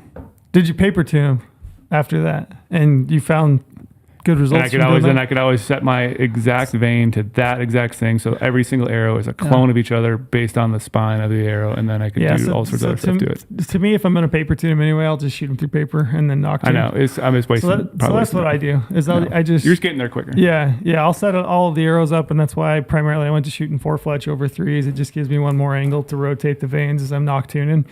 And I'll just shoot them through paper, and I'll paper tune a dozen. But in essence, what they're saying is, whatever, I don't know their process. I don't know what they've got going on as far as they're building their arrows, but they're saying that essentially spineless. So you don't have to worry about spining your arrows. So every arrow out of a dozen of theirs should paper tune, should come out of the bow exactly the same way. That's the way I understand it. How does that work though? Man, you got me.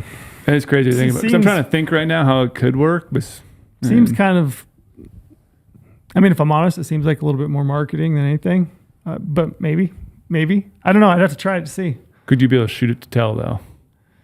Yeah, that's the only way I would like totally buy into it, is if I bought a dozen, set them up, and shot them, and results. And also your groups are just like the best they've been ever. I don't know if they're going to be the best they've ever been, but in essence, really, it doesn't. It's just a time saver for me, right? Mm-hmm. Like I don't really care if an arrow has a spine. I'm just going to have to knock tune. I'm going to have to go through and I'm going to have to knock tune a dozen arrows, make sure that they're all paper tuned, they're shooting the same way. And then I'm going to take a silver Sharpie, mark them spine, so that every time I knock that arrow, I know the way it's coming out of the bow.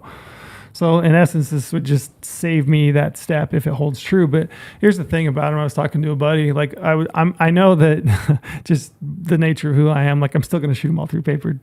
And maybe after 5 or 6 dozen, if I saw that everyone was in essence spineless, that they all shot clean holes, they all grouped well, then maybe at that point it would just take that extra step out.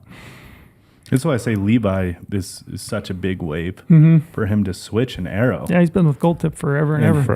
His entire thing was the consistency of shot in those arrows because of the spineless thing. So like it's a pretty big wave if you have a guy like him. Yeah, endorsing it. Yeah, I don't. Did you see pretty Gold Tips? wild. Did you see Gold Tips post about Levi? Yeah, classy. I thought it was very, very So well classy. done. What'd they say? They just said thanks for 19 years and basically wished him all the best. It was Makes me like Gold Tip even more. No. me too.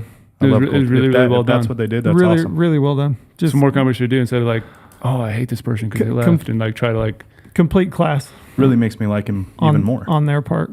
Yeah, absolutely. But it'll be interesting to see. I know that they're making a lot of waves. I know that like looking at the specs right now, I think for my opinion, they're still a little heavy for what I want to shoot. How heavy are they? Grains per inch. I think they're 10-ish, even for the lighter of their options. But I think they've got a target arrow, like a fat shaft, and then I would assume that they'll probably expand, given just the 10's actually pretty good because my VAP TKOs are 11.1 or 11.4. It's not bad. I mean, you're looking at built out like my draw length, my arrow 300 spine. I'm probably looking at like 490, 510, somewhere in that neighborhood, maybe a little bit heavier. Whereas I've been like 460 to 470 ish. You know? Do you know what the ETA is on those bad boys? I do not. I don't. The other thing I saw at ATA that I think is interesting is I didn't see like a bunch of like blow your mind stuff, and I don't know, but I don't know why. Maybe there just isn't that much more you can go. But this True Ball Ultimate Flex thumb button release, they came out last year with the Executive, which is a hinge, 3-finger hinge with the flex. You can move the pinky, the third finger. You can kind of get that to, suit your shooting style. But the cool thing about that was that it has a telescoping head. So the actual shank on the head is telescoping. You can lengthen that or shorten that. It's been...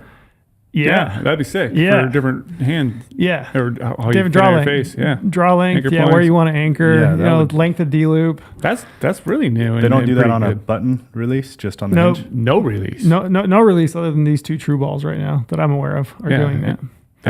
That'd be phenomenal. Yeah, so rather than having to cut, D-loops. retie D-loops, mess with your draw length, all that goes into it, you can essentially just tinker with, in micro adjustments, the length of the shank on the actual release itself. I would love that. So last year, I think Chris Perkins, that's his signature release, the Executive, which is the hinge version of that release. This year they have a thumb button version of the release, they're called the Ultimate Flex.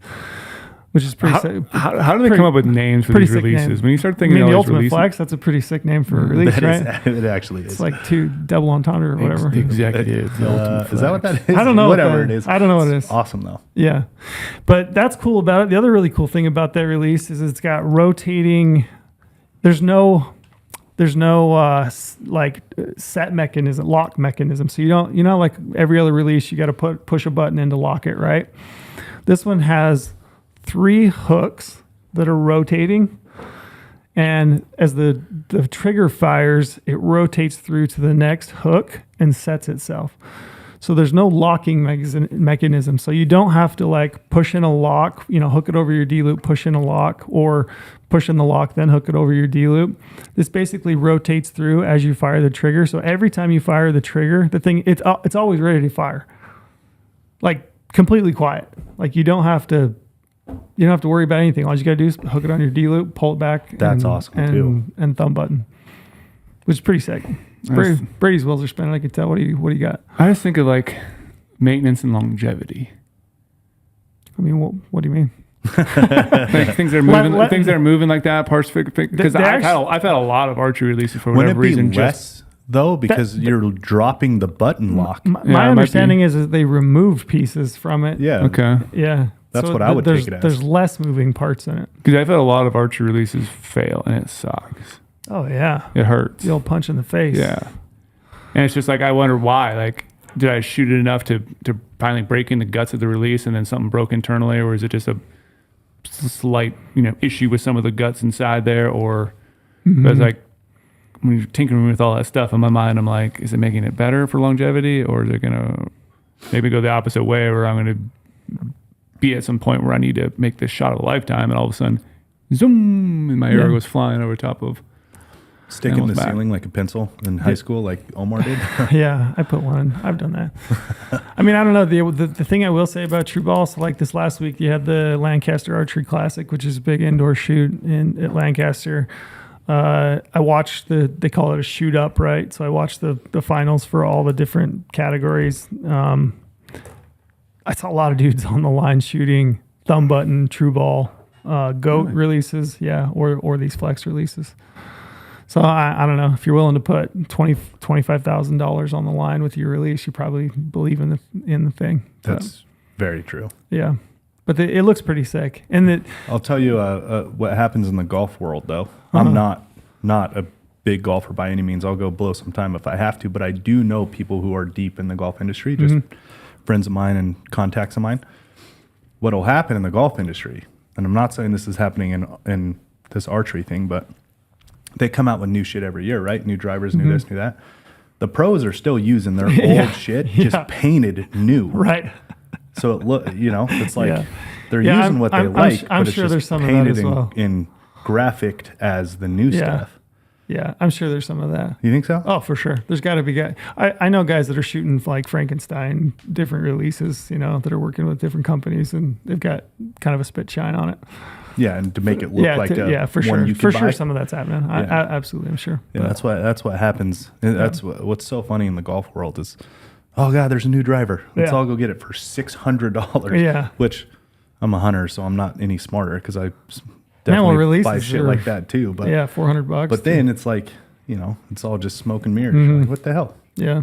So you're saying somewhere there's a company out there that basically is like, hey, golf guys, send me your clubs in. I'm going to hand paint them till they match all the other things. And it's like a separate business where you're like, those companies, well, they're all signed with these companies, right? So They're probably signed signed back with to the company. TaylorMade or Yeah. Titleist or whatever. They know they get new clubs all the time, right? Like or resurfaced or whatever you want to say it, like worked on clubs, and they'll just kind of dress them up to be the new one, in quotes, new one. Yeah. The thing about these releases that I do think is like really neat is that the ability to micro adjust the length of the shank. That is really cool. Like, That Because sounds amazing. I have releases that feel to me like the shank's too short, and I'm always tinkering with like D You loop. got long hands too, Yeah, and I have long palms. Yeah. So it would be nice yeah, to be able to. yeah. And I manipulate that. think draw length, just in my experience, I think draw length is probably the most important thing in my opinion to like being able to hold well.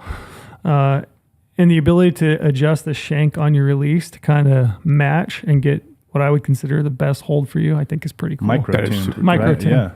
Yeah. You can't basically- micro tune a D loop. I mean, you kind It's of could, tough. but it's tough to micro tune a D loop. Yeah, it's tough. It's like when you're saying this right now, it's like one of those things in my head, like, why didn't I think of that? I know. Yeah. All the years back in the day shooting, and like, it was right there in front of you, the solution to the problem, but you just, obviously it's probably really complicated to do what they did.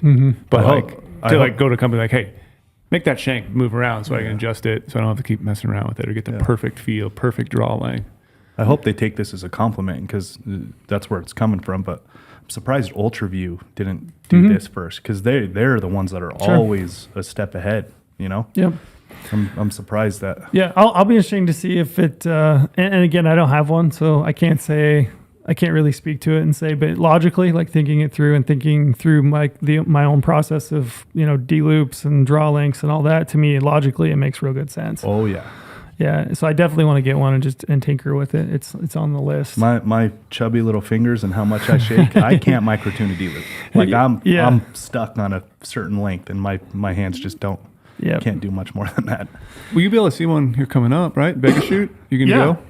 Yeah, Vegas shoot this coming weekend. I think I'll probably run down on Sunday, either Saturday night and Sunday, and watch the shoot off. I haven't been able to do that I used to go all the time. I haven't been able to do it for years because we always had the Western Hunting Expo and the Vegas shoot in the same weekend. This year, there's a couple weeks in between. So, yeah, I'm going to run down and watch. It's funny, I had Bodie Turner. He reached out just randomly one day and was like, "Hey man, you gonna be shooting Vegas?" And I was like, "No, I don't think I'm man enough to shoot Vegas." Have you seen him just crush lately? Did you watch Lancaster? I like, even though I don't he win it? shoot anymore, I still watch all that stuff. And Yeah, I find I it think so you- amazing how I just watch I watch his whole body. All right, that sucker does not move. Did you see his Croc spurs? His what? His what? So I didn't even hear what you said. Bodie loves Crocs, right? I thought they weren't allowed It's like in a the shoots. That's what he was. Lancaster, it must be. He was wearing Crocs, and he has an attachment that goes on the back that's spurs, Croc spurs. Oh, okay. Yes, I did. Okay, I did The see Croc this now. spurs, which is pretty freaking hilarious. Him That is standing up pretty on the funny. podium, yeah. Especially if he's winning with that kind of style. That's Yeah, awesome. but the thing that's most impressive with that kid, obviously, you can shoot, but it's just the mental fortitude. It's whatever ability he has obtained, and I'm sure he feels nervous. Everybody would have to. I'm sure it gets easier the longer you go on, but like Lancaster, you're under the lights, you're on a podium. There's you and another guy, and it's a shoot up. So they shoot qualifiers, and then you have to essentially work your way up right through the top guys. So the guy that qualifies first, he really only has to win the last match to win it. I think Bodie was second or third, I want to say. So he had to win a few matches to get to the championship and then win it. But the cool thing about Lancaster is they have, a Vegas face, and then they score your X as an 11, then a 10 ring, which is like your normal 10. And then they've got this 12, which is like a little teeny gray dot that's down in the red. So you're either going to shoot an 8 or a 7, right, if you miss that.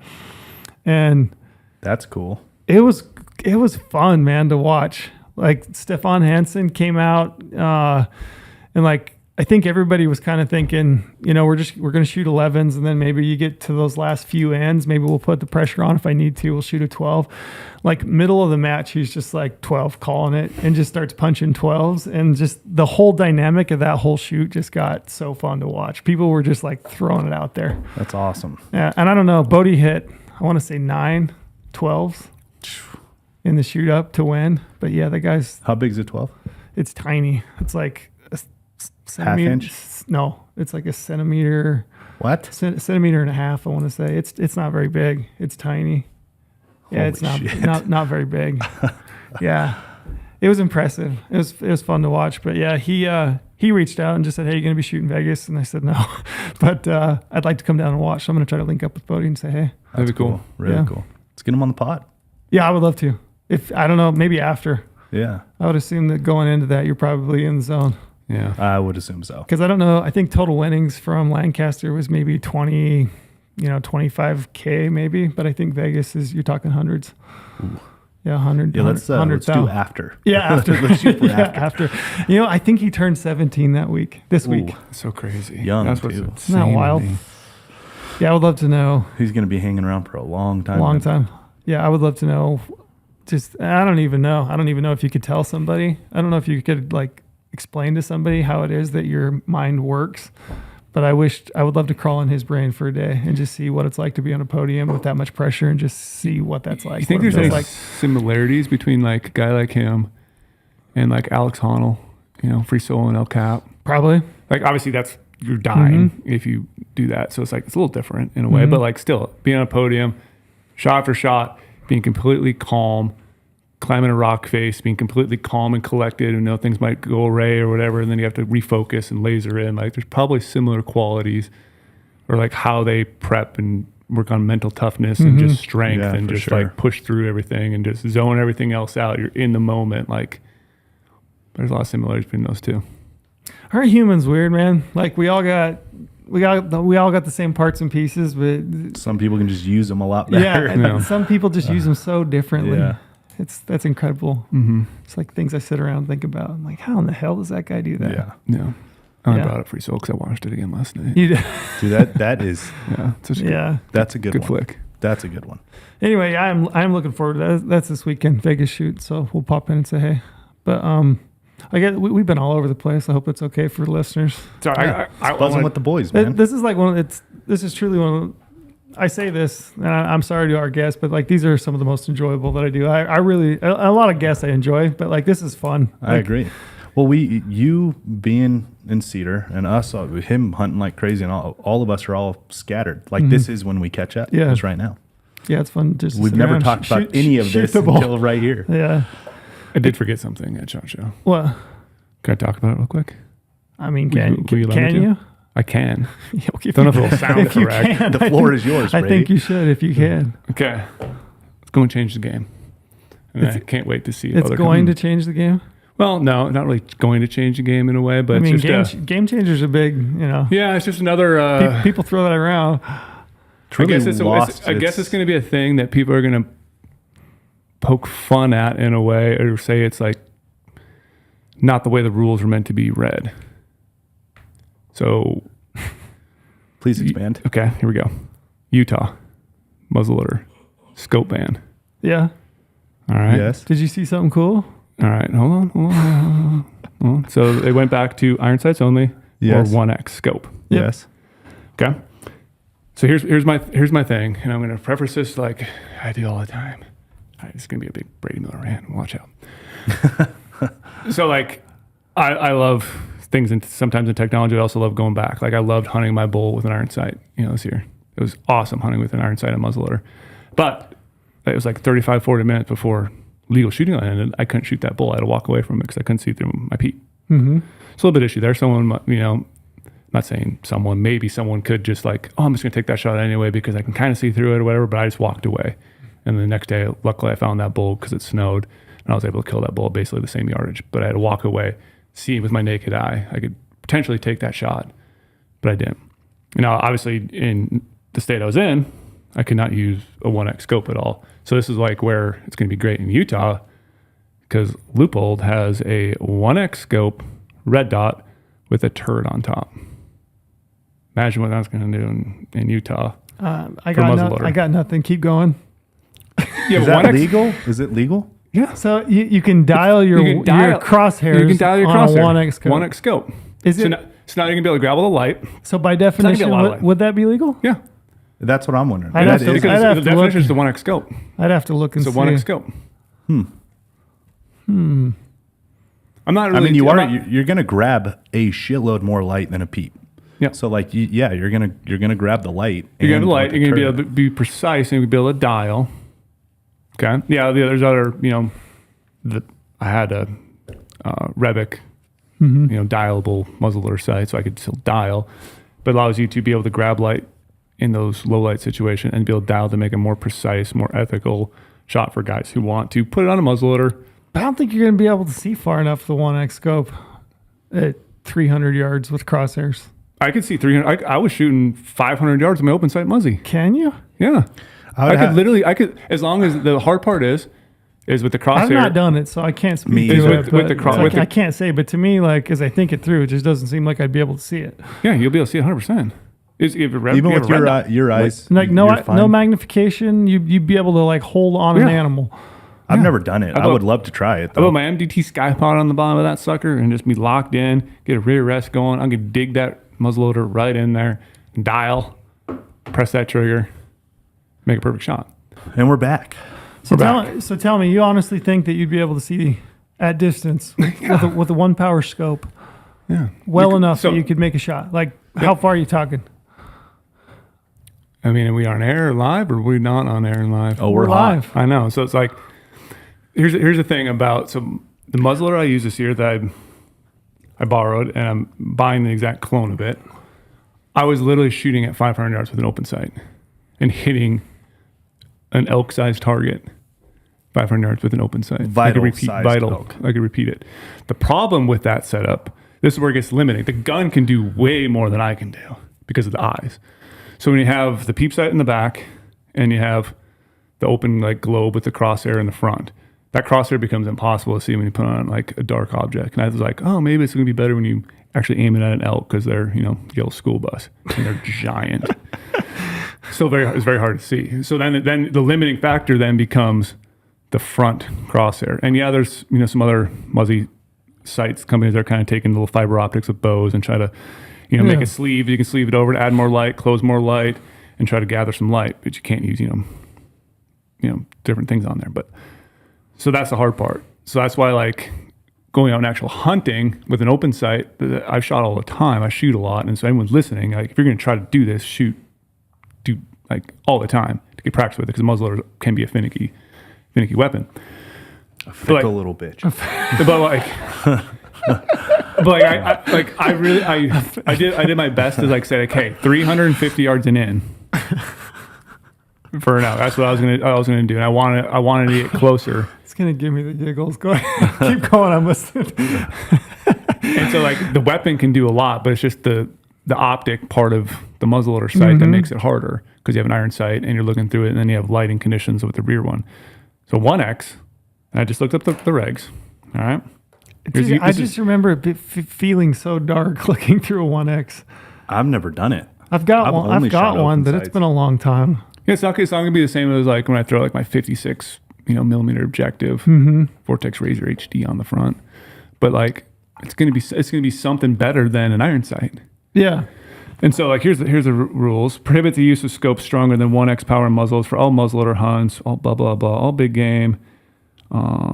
You can still use it on any legal weapon hunts, blah, blah, blah. Otherwise, only open sights, peep sights, or red dot or scopes with 1X power or less will be allowed on muzzleloaders in those hunts.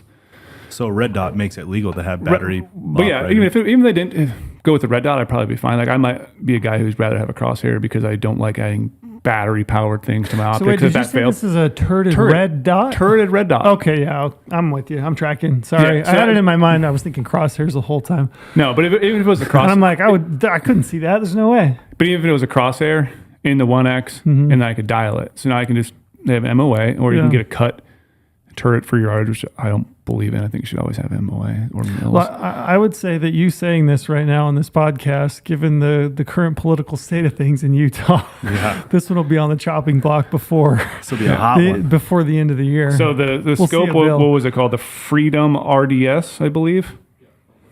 Yep, the Loophole Freedom RDS, and that was I believe it was an AR scope. Wow. And then we were talking to them about it, and they're like, yeah, we've actually got a lot of people that are like we're going to slap this on a muzzleloader for Utah. I already have a lot of people look into it because you have a red dot. It's a 1X. You can be a little bit more precise. You can then say you're going to be a little bit more ethical. Yes, always limit your shots and practice, like I always say. So I'm not trying to say like go take shots further than you should be or doing anything crazy like that. Bullshit, man. Give me that gun. I'm shooting 700 first day. You have a red dot and you have a turret system. So now I can range with my. Be interesting to put one on and play with it and just see what it does. That's what I'm hoping to get my muzzleloader built eventually and my pick. I think. What did he say? The retail price MSRP is $399. I think for that. Yeah, they're not RDS. That, yeah. It's dirt. $399 is a chunk of change, but when you're talking about scope, it's not that much. 34 mil tube. So that's gonna add some. That's gonna bring some light in. I picked one up. Obviously, it's in a trade show, so it looked like it was bright. Yeah, but like it'd be interesting to see. And like right now, we looked before. There's not any other scopes doing 1X. So they're loophole, even though they didn't intend it to be for a muzzleloader, they're gonna have a lot of sales right now. And I was talking to other companies I was in there because I'm just friends with everyone. I was like, hey, you guys need to create a 1X turret for Utah and you'll crush sales. And it's like, yeah, it's going to take a long time because you have to build it all. And then because we'll buy it in Utah. And then I was like, if we can get a leg up. I was talking to Aaron Davison and Gunworks and I was like, you guys got to do this. Yeah.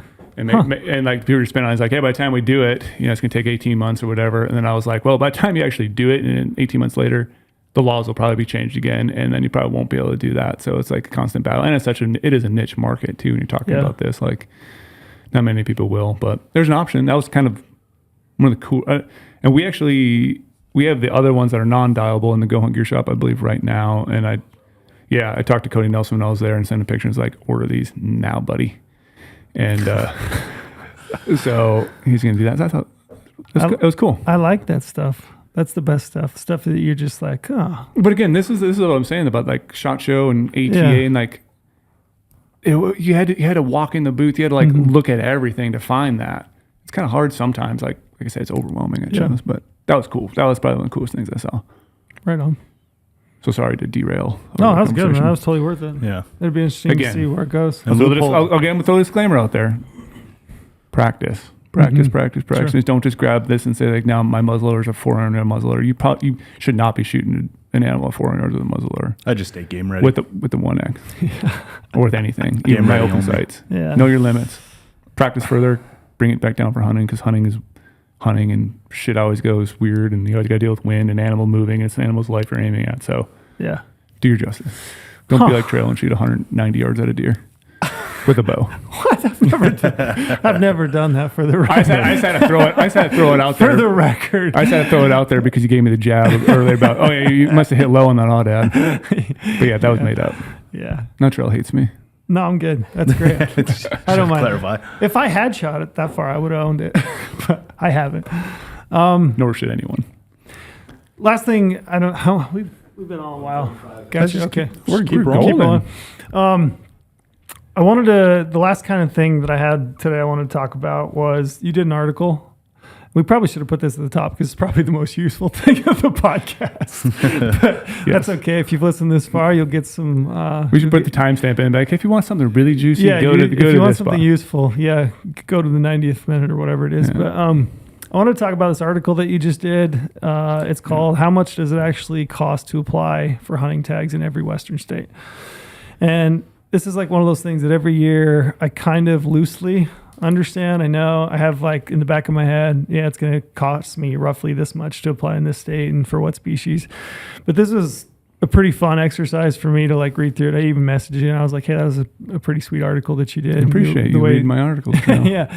The way that you broke it down with the different filters and I don't know, the different graphs and stuff. I thought it was pretty cool. But I thought it'd be interesting to talk about and just get because here's the thing is like when you write an application strategy article or when you write an article like this, you learn things, you see things that, nobody else does that even just reads it. So I was curious as to as you went through this, like what did you learn from it? Like what do you think is most applicable to pass on to folks?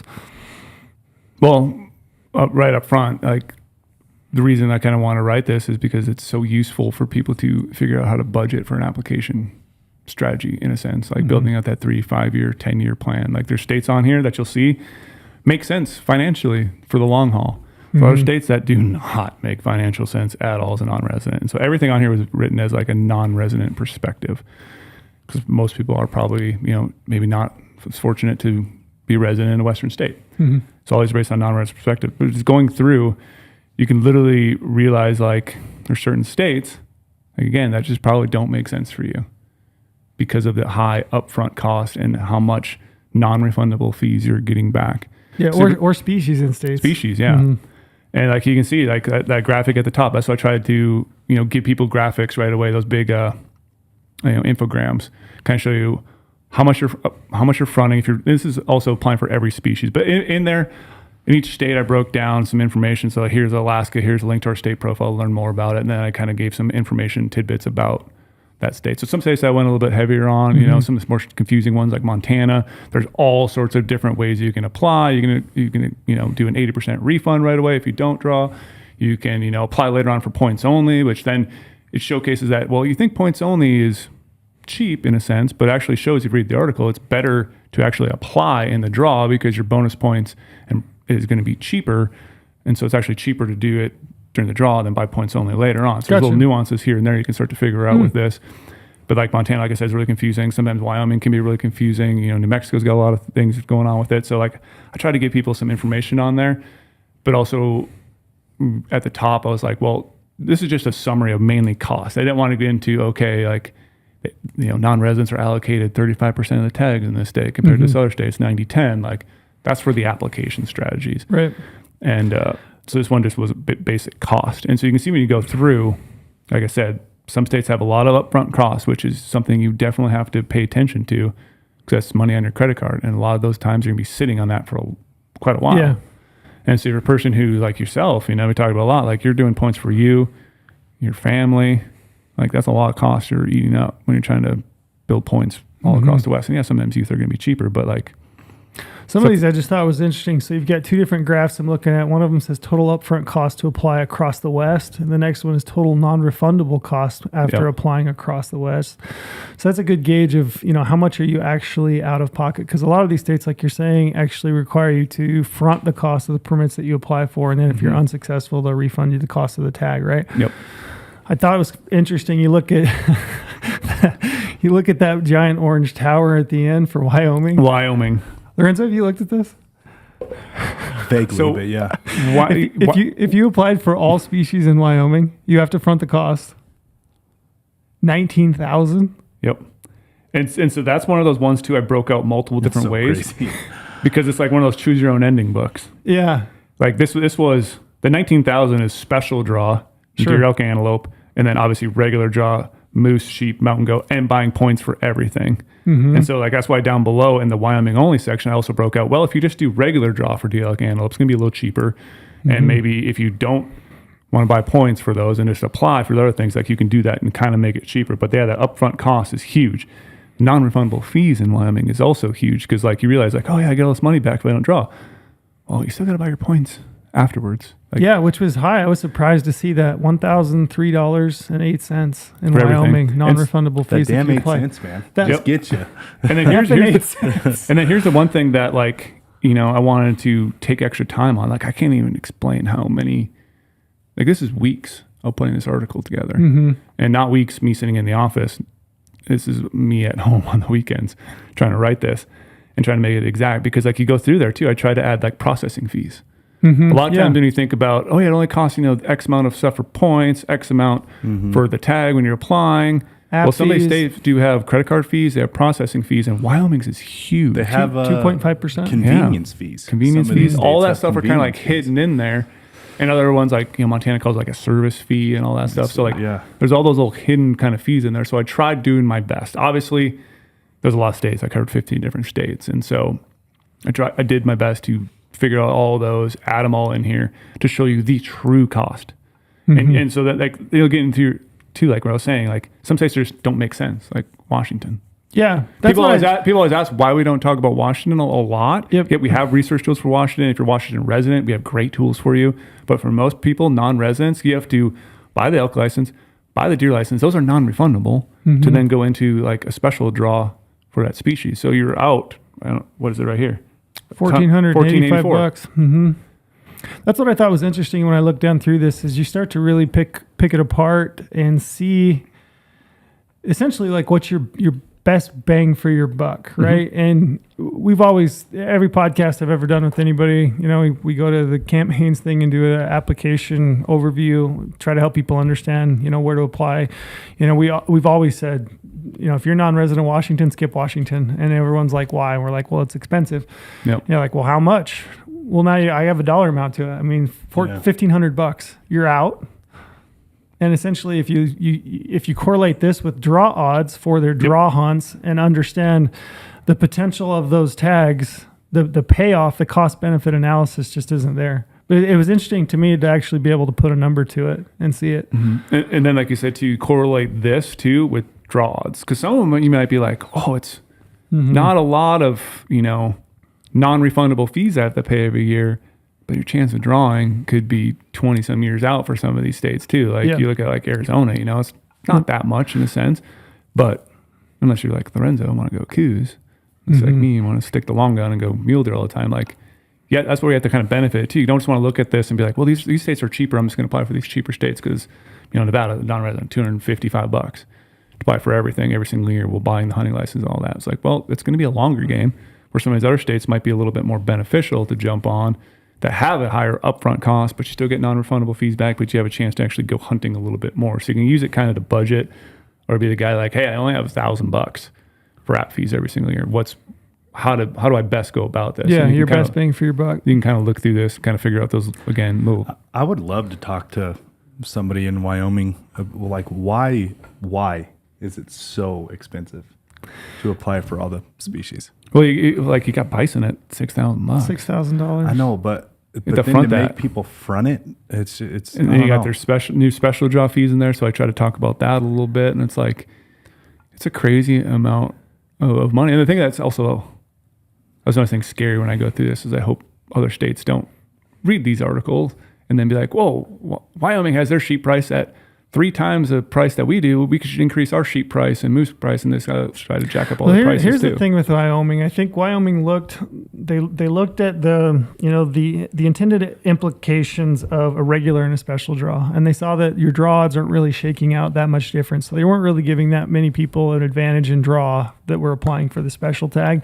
And I think they also thought, we can improve odds for people that are willing to pay that higher price, which is the intended effect, right, when they did it. But then I think they also thought, hey, we can also make some revenue here, right? And they're going to find out the supply demand. Like, they're going to figure out how many people are actually willing to pay that high a price and what they're willing to pay. The thing I'm interested in is to see post this year's draw, to see what that looks like and see how many people are willing to pay $2,000 for a general season elk tag. The thing that I'm worried about is that I think they're going to sell. I think there are enough people out there that are willing to pay $2,000. So the thing I'm worried about is other states are going to look at that and they're going to say, look, there is a demand. They're willing to pay $2,000 for an elk tag. Why are our elk tags, non-resident elk tags, $2,000? And at that point, I don't want it to become legitimately. I'm not applying for special. I can't afford it. I can't justify it. I just don't want to see people get priced out of the opportunity. Yeah. And, they can still say in Wyoming, well, just apply for the regular draw. Well, I mean, if that's the case, I mean, I could do that, but it's also going to push my odds that further out because more people can afford it. They're going to apply in the regular draw, which is what they might be able to afford. So my worry is that it's going to push those opportunities further and further out. But I hope. What's the price on the regular? 707 or 8 something. I can't remember off the top of my head. Yeah, it's in the bottom of the article. Yeah, I'd have to look and see, but the price of the special tag is it's double essentially. I mean, it's a lot more. Yeah. It's a lot. Mm-hmm. I mean, $2,000 for a general season elk tag in Wyoming for me is like, okay, I'm out. Yeah, I'm out. Maybe some of the limited quota units, if I saved up for it, I could justify burning my points to go into that special tag and draw it. But you think that's what maybe more people might be doing because they're high point holders. Yeah, they realize this might be the time they're going to do special because they've been waiting forever. They just want to draw it. You got to burn them. Yeah, I just worry that it follows suits, across the other Western states, and that we see tag prices go up to a point where it's just like, man. Do you think some of these Can't afford states? Do you think some of these states are looking at? So, this is a intricate question here. So let me try to phrase it properly, get everybody on the same page. But you're right, they're all getting complaints about draws, right? Yeah. And point creep and all this stuff. Point creep isn't from new applicants. That's like.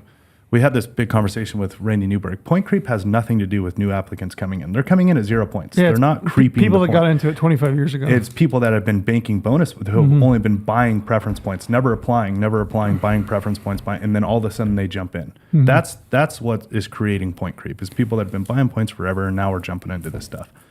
Well, as more of that's happening and it's pushing out some of these draws, and these states are getting so much pressure from the hunting community of, point creep and draw odds.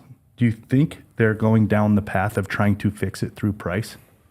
Yeah, possibly. I mean, that's fully the intent, in my opinion, in You think Wyoming so? going to the special. Yeah, I mean, that's their justification is that they made this large increase to meet their initial plan, which was to make that a easier tag to draw.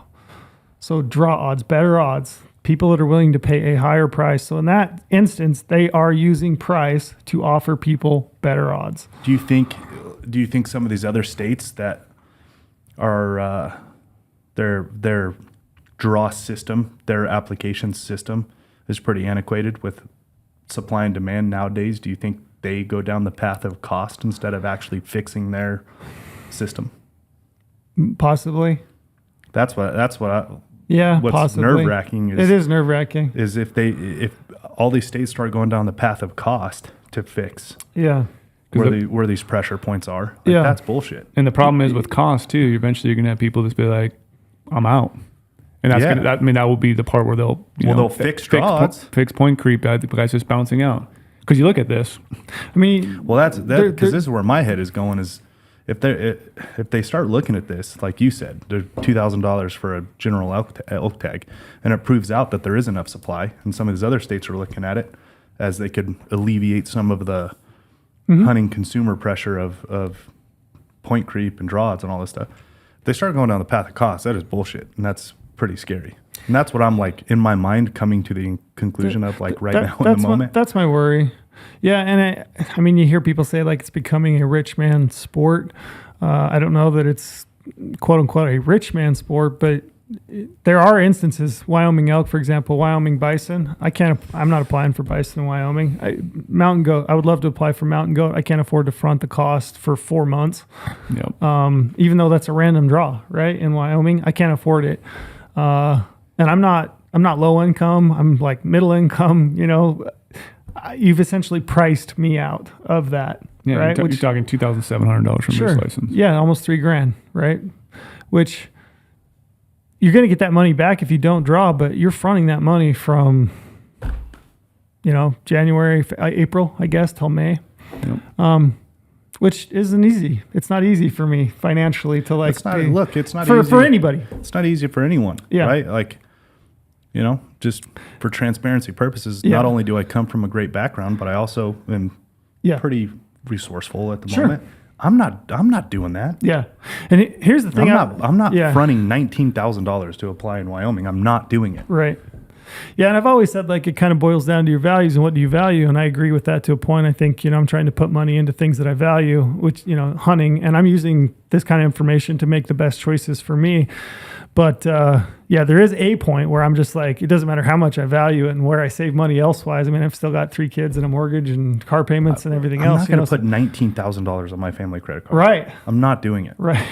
Like I don't know. Right. I don't know if that's principle or. I mean, it is the cost though. It is the cost for me as well. And again, but it's also principle for yeah. it too. Like I'm not going to do that when I have a family at home. I don't know. It's just a weird. And again, concept. you get it back, but you're drawing, Not for a while. Yeah, not for a while. It's not going to for be a 4 tight months. couple months. Yeah. And look at the big thing here that we talked about before, that 2.5% processing fee. Yeah. So in Wyoming, you apply for everything. That's $474. Yeah, a processing fee. Processing fee. So then total That's out of cost pocket. total cost after refunds is $579.08. Yeah. So that's $579 out of pocket every single year to apply for all those species in Wyoming. We're talking, moose, sheep, goat, all that stuff, and deer and elk and antelope.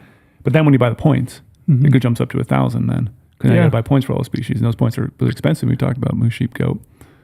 And you break down, I mean, some of those just aren't worth buying under their current draw system because they don't allocate bonus, preference point permits for some of those species. So you're a like random mountain draw anyway. Random draw, So for it's a those, random yeah. draw. So you're not really even buying yourself anything by buying points. Yeah. That's why you got to do your homework and see. But yeah, it is interesting. I was curious as you look down through this, did you pick out any nuggets? Like in your opinion, like what are the best states, best species, bang for your buck, in your opinion? Again, that's going to be a hard one for me to say since I do a lot of these states anyway. And I feel like I have a good short-term, mid-term, and long-term gameplay. But it's like I said, what I see is if you were a new hunter, go back to your Brady Miller coming from Minnesota, just want to live the Western dream. Like what? You've had a full glass of milk. You're ready to go. Full glass of milk. full glass of milk. Like what's the state? Arizona, Colorado, Montana, Nevada, Utah. Nevada? Mm-hmm. That would surprise me. Yeah. I want to chase big animals, and it's a long play. Mm-hmm. And you always have a chance. You always have a chance. That's what's fun about Nevada. Is you always got a you, shot. You drew a tag. I did, yeah. You I've drawn drew two tags in Nevada now. I'm rolling. So it's like, There you go. there's a I'm thing. expecting my elk tag this year. Here we go. But again, though, like the thing you realize when you start going through is, I did list off a lot of states that I feel like could be worth your bang for your buck. But it's like some of those states you can't chase just absolute dream, the best of the best. Take that out of it. You weren't chasing dream best. No, of the best that's what I'm saying Minnesota. though. Like you have to just maybe modify your strategy. Like someone say like, oh yeah, Nevada's gonna be impossible. It's like, well, I drew a tag as a non-resident and shot a buck that's mounted in this office when I was a non-resident. So like, there's opportunities to do it, but you have to maybe adjust what kind of adventure you're chasing. So like, going to an Idaho might be kind of fun. But buy your hunting license. Maybe you should try to pick up an OTC tag, and if you don't, well, maybe you should apply for a sheep tag because that's potentially better odds because you have to pick one. Mm-hmm. It's like trying to think about those things like that. But then it also shows me when you're going through this that for minimum added cost, what I think people need to realize, and even though there's friends of mine who do the same thing, like I only apply for deer. Like, well, you bought the hunting license and you're only applying for deer. You're not going to apply for the other ones for maybe $15 more per point, like to have a chance to draw. Yeah, it's $15, and it can be a lot of money. Yeah, but it's like if your goals are to go hunting, well, why are you just applying for deer in a certain state? Why are you just applying for deer and elk? Why don't you try for the big three in those states, even though they might be unattainable? Or if you do just deer, why not elk as well? Like I could have set up my strategy because, like I said, I don't really prioritize elk, but I bought points for elk everywhere. And now I'm going to have some really awesome years coming up because I'll draw some very premium tags. I'm willing just to play the long game on all these. And so I've noticed through these, like, playing the long game could be worth it. But it's also could not be worth it. Because I could, like, again, the total upfront cost. Again, this is pretty silly because a lot of these states and species you should not apply for. Like, financially doesn't make sense. You got to dig into the details. But, like, as I look down through it and as I read the article, there are things that jump out to me, like Colorado elk, deer, antelope. You ought to be applying for those. Mm-hmm. I mean, for the cost of the hunting license, it's like one of the more economical options, right? Yep. I think you're $89 for a hunting license. You might be $10 for a stamp, I believe, and then your app fees. But the great thing about it is that you can draw deer tags within 0 to 5 years. Mm-hmm. Same for elk tags, draw elk tags. Same for antelope. Depending on the weapon you want, you might be a little bit longer, but that one to me, as I look down through the cost, I'm like, man, great bang for your buck, right? Colorado. Yep. Yeah, I'm going to skip. I mean, if you haven't been applying for moose, sheep, goat, I'm probably going to skip that if I'm just getting started based on odds. Or at a minimum, I could build 3 points, preference points for those three species, which is my $300 per species. At that point, I don't have to participate in the point system, but I can still apply. Even my random chances are next to nothing, but I can apply for a minimal fee, right? Yep. So to me, that one was really interesting. So like, as I look down through here, I started to like pick out things like, okay, Utah, $285. That's to apply for any and all species. I'm probably not going to draw an elk tag if I'm a non-resident or, a limited entry deer tag or a bison tag or a moose tag or anything like that. But every 3 to 5 years, I can go on a general season deer hunt. But again, though, there is some you can draw with minimum points. So you just got to adjust your strategy. In Utah? Mm-hmm. For what? You could, general season deer. I mean, you can with not many limit entry. You can kind of draw some things here and there, like you have chance, and like you don't have to always. I mean, you don't have to always go for the best of the best. I would All these consider it a states. long game, though. I would say long game for elk, deer, and antelope, limited entry. What would you consider a long game? Like as a new hunter getting into this, what would you guys think is a long game? I would think anything over 5 years is pretty well long game. I'd say 10 10. plus. You guys, But again, that's long game for Sure. us. Like I would agree, that is long game for me. But as a new hunter getting into this, if you're told it's going to be 10 years, you're just. I mean, that's not. Like That's not good. I could turn and burn and draw stuff in Utah, but I'm not willing to yet. I'm willing to go longer. Mm-hmm. So it's like, what are your expectations going to be? I feel like 5 years. People trying to get into new states. I think 5 years is a good plan. 5 years would be here before you know it. Yeah, I mean, I would say there's not much you can draw in Utah in 5 years other than general season deer. Yeah. Pretty limited. Whereas you look at Colorado, Yeah, Arizona, tons of opportunity. they're like a lot of opportunity in those first 5 years. Mm-hmm. Yeah, Arizona. See, Arizona's another one. I mean, it's $295. You have to buy the hunting license, which is $160. As I did the application strategy for elk, there's actually quite a few elk tags that don't take a ridiculous amount of points. I mean, 5 years in Arizona, coos deer and elk. Coos deer and late archery elk. But still, you're hunting elk. But yeah, I mean, you're in for a hunt. You got some opportunities in the first 5 years for sure. Yeah, there's some options. And then again, I mean, you buy the hunting license, you can apply for bighorn sheep, and there's a random portion of that draw. So maybe I draw, maybe not. But to me, I'm like, I can. You already bought it. Why not? Yeah, I can front $15 for a raffle ticket, essentially. Yeah, but those three kind of jumped out at me. Idaho's like, the one that I love. My favorite one on all this, that little blue one that says New Mexico. $169. Yep. Out of pocket. You have to front the cost. So if you wanted to apply for everything in New Mexico, you're going to over $8,000. Yeah, $8,294, which I'm not fronting, but I can pick and choose what I want to apply for. That's ibex and Barbary and sheep bighorn and all sheep. the bighorn sheep. Right. If it's just deer and elk, antelope. Yeah. So I can pick and choose, but the cool thing about that is they turn that around pretty damn quick, and your refund hits your credit card if you don't draw within 10 days. So I'm not out forever. And the draw is pretty well turned around, and I'm only $169 in to be able to have a random chance with multiple choices for all, for those species when I apply. So, New Mexico's great. Yeah. That one I dug. Yeah, and you can draw. Yeah, you can draw. Everyone has, whether you're just starting out or you've been applying for 18 years. You ever look at the draw odds for residents in New Mexico? It's fantastic. Bro. It's fantastic. I might be moving to Albuquerque. Yeah. I might be Breaking Bad. Really? Get yourself an RV. Really? I'm getting an RV and I'm going to New Mexico. Hey, at that rate, you are applying for all species in every state. Right. But I mean, yeah, they have a pretty killer system down there, and the odds for Mexico's been residents good. Everybody who's ever applied in New Mexico, it's been good to all of us in some way, shape, or form. Mm-hmm. Yeah, Montana, I think it's expensive. You look at the out-of-pocket cost, $493, but the opportunity, I think, is a pretty good reflection of the cost. So I feel like your opportunities to go up there and hunt general season elk, general season deer, antelope if you want to, are really good. So that's like, one that I would put up there. One that jumped out at me, Idaho. I don't apply in Idaho every year. What? Nope. Because I have to buy the $185 hunting license, right? So I'm only going to buy that if I can also buy an over-the-counter permit, and then I'll apply for controlled draws and hope that I draw one of those. But on a year like this, where my number didn't allow me a good spot in line to draw or to buy an over-the-counter permit, I didn't buy the hunting license. And if I look down through the draw odds for the controlled hunts, a lot of those I'm just like, I don't really want to go up there and hunt that hunt. I would rather go do some other opportunity somewhere else. Are you an elk control draw, or are you a sheep? Yeah, elk, deer, antelope for me. Yeah, more bang for my buck. Mm-hmm. So for $185, I have to buy the hunting license. I'm going to get to apply for 3 species, elk, deer, and antelope, versus one of the others like bighorn sheep or moose or mountain goat. Mm-hmm. Although that's the reason they have pretty good draw odds for those species.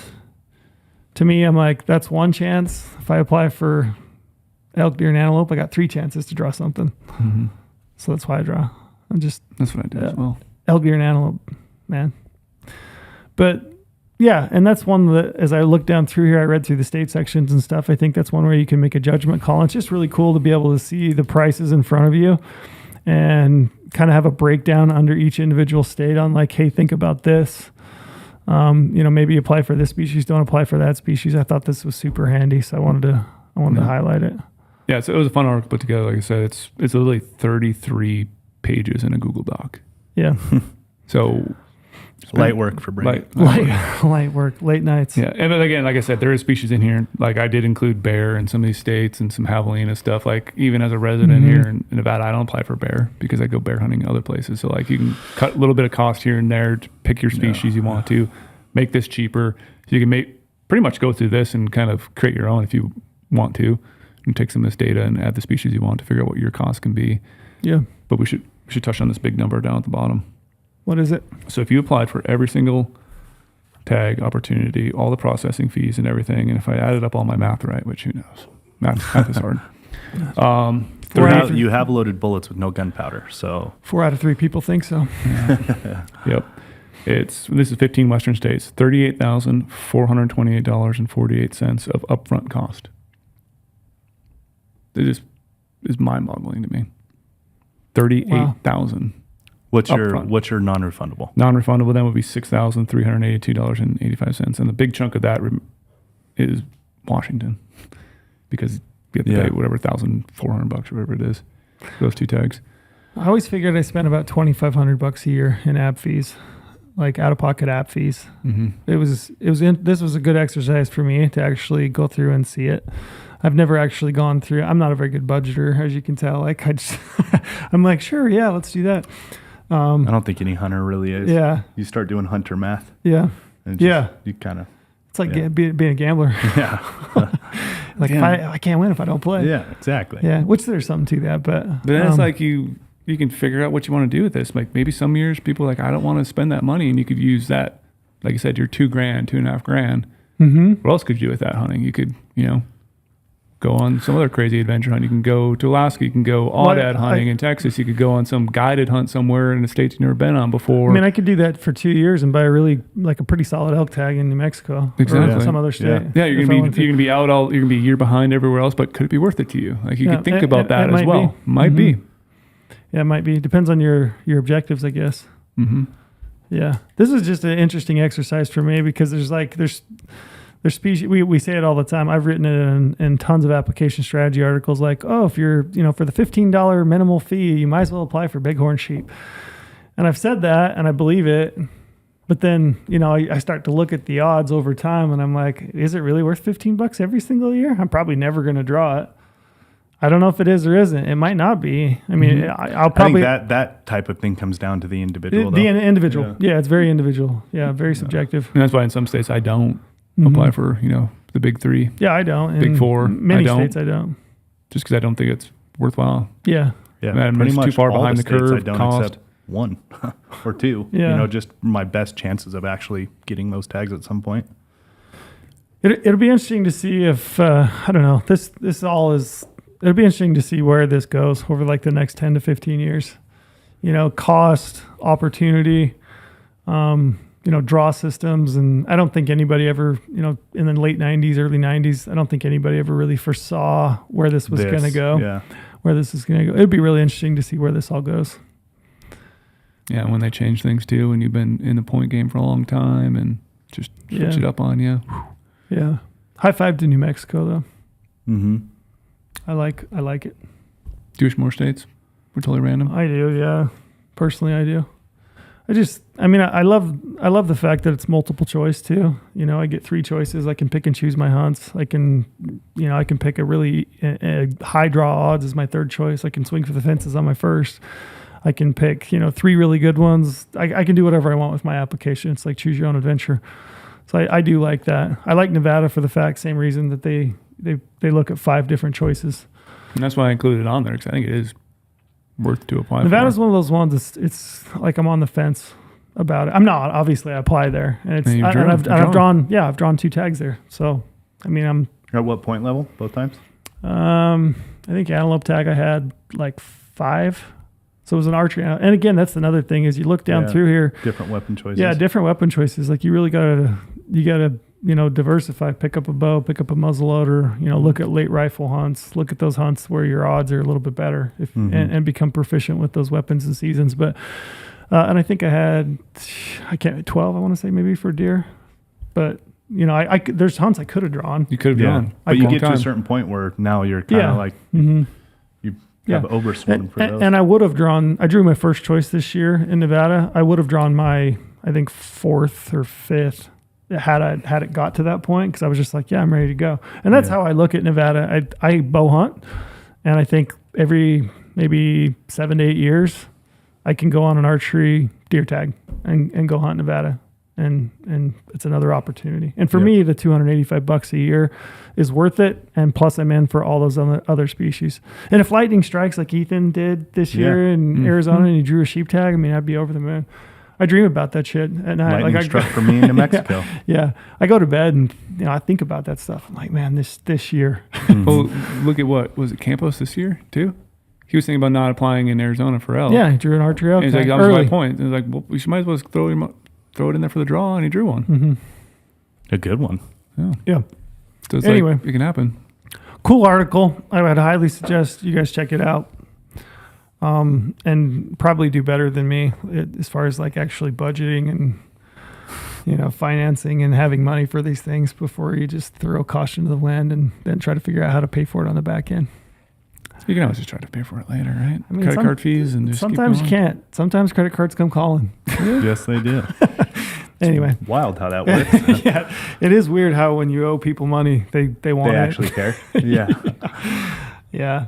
The only thing I wish I would have done with this, but it would have added a lot to it, which I might maybe do another one later, is like when you get these refunds back in some states, compound that with this data. It's like, all right, if I apply Wyoming elk right now, and let's say you do the special draw, when will you get that back, to then turn around and reinvest those app fees into another state, like kind of work it through that system like that. Like that's another angle. To see how much you would ever be yeah, out. Yeah, you can like take it right away when you get your results back, you get the money back in your bank that's a good account, idea. reinvest in another state so you can kind of float that money throughout the whole thing and kind of make it worthwhile. So that's another avenue I'm probably going to dive down.